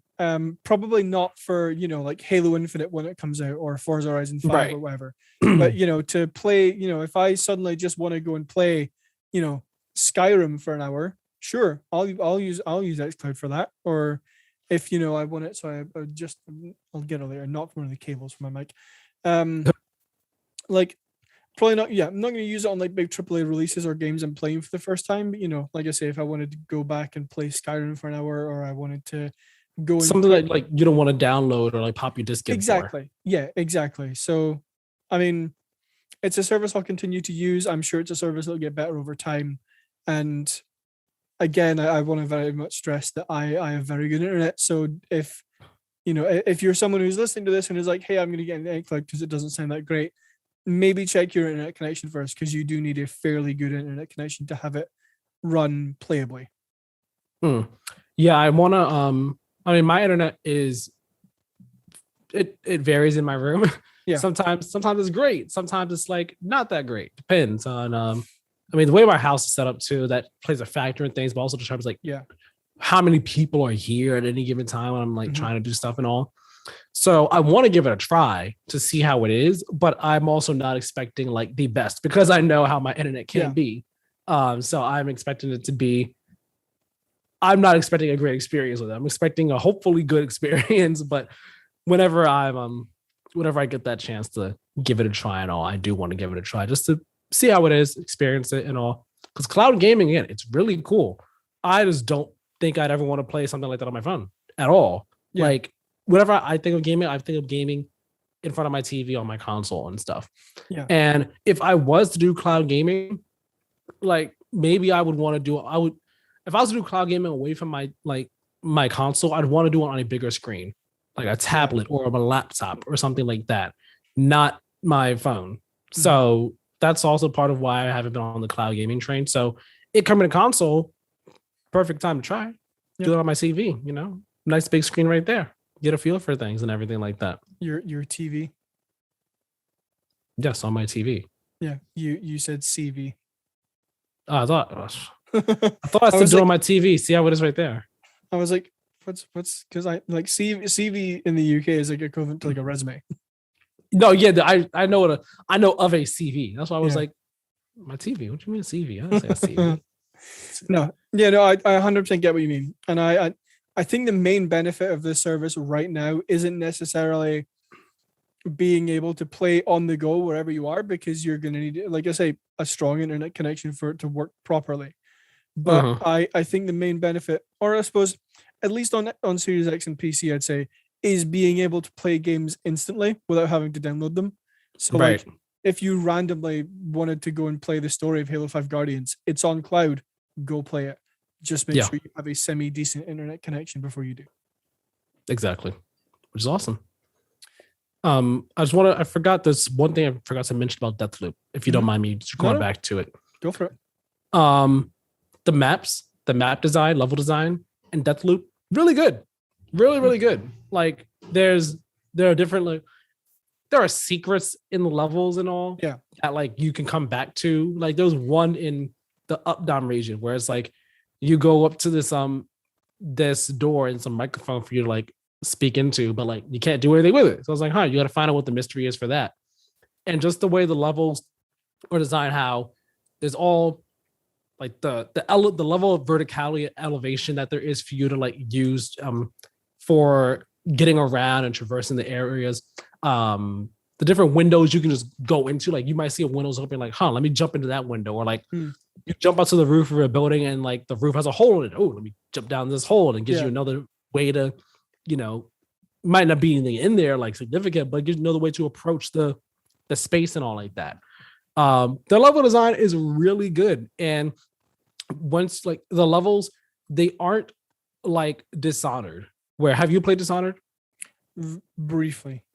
Okay. Well, in Dishonored, like the levels are big. They're large, they're sprawling levels, and there's so much to see and so much to miss that the levels, if you're one who likes to see everything in a level, it can be a bit overwhelming. And you could also feel like you're getting a bit lost. Whereas Deathloop, the levels, some of the regions are bigger than others, but none of them they're not huge. Like they're not really big like Dishonored was.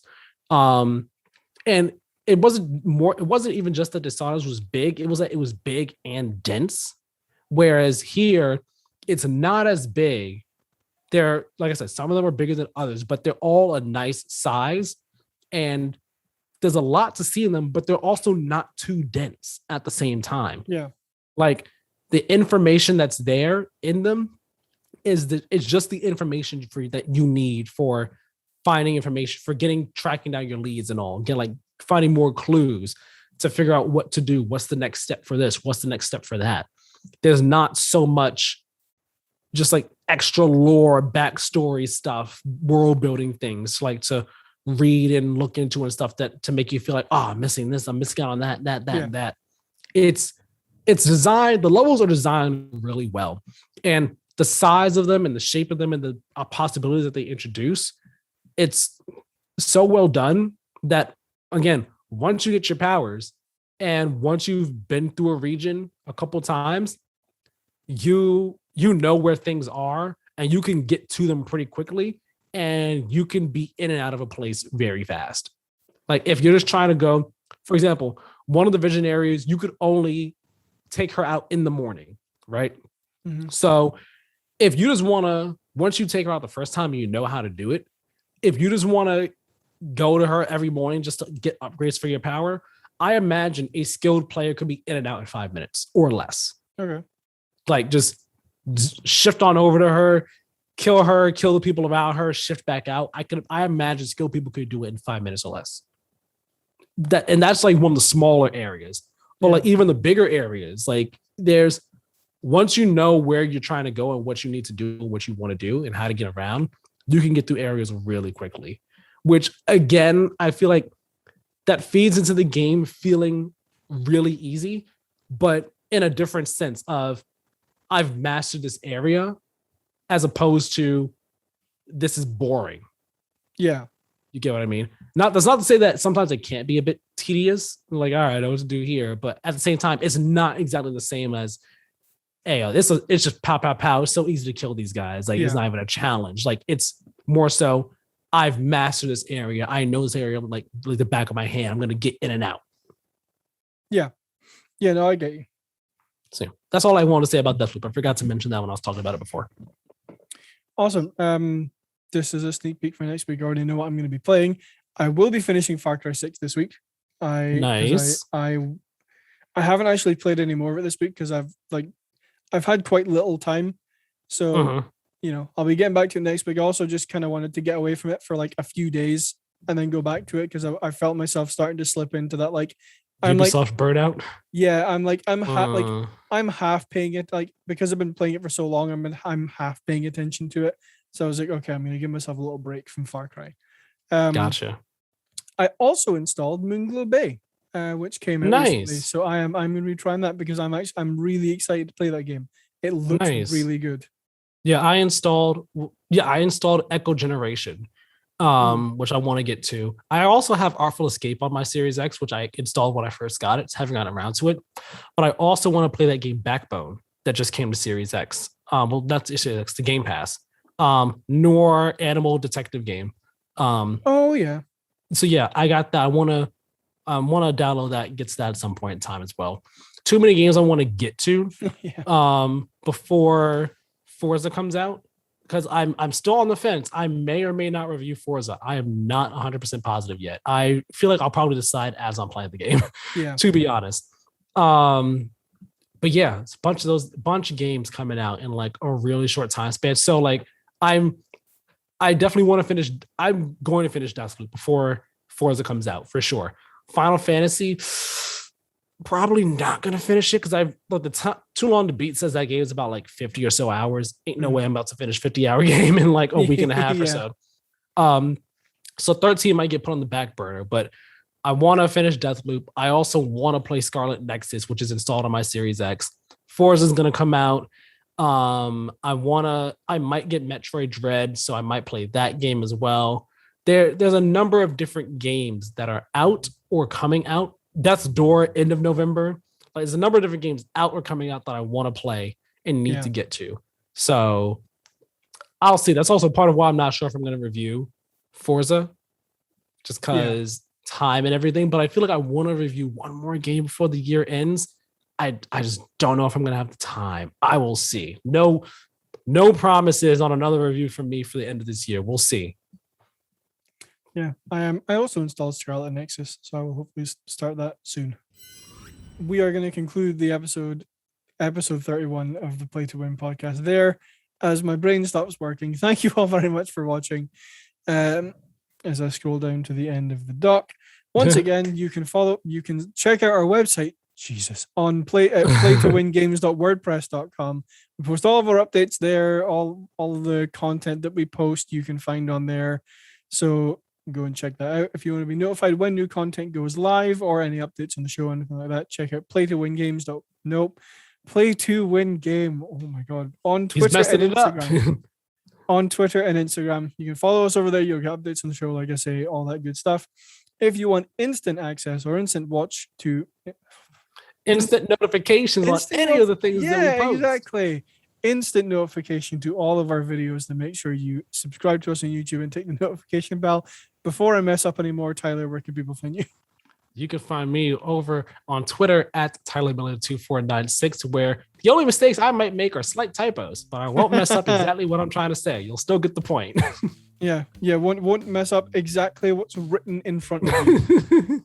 You can follow me on Twitter and Instagram at Badlynet, BADLYNET, all one word, where I will post screenshots or thoughts or random stuff on there. You can go follow me if you want to. Thank you all very much for watching. Sorry for my mess ups at the end, and we will see you all next week. Have a great one, guys.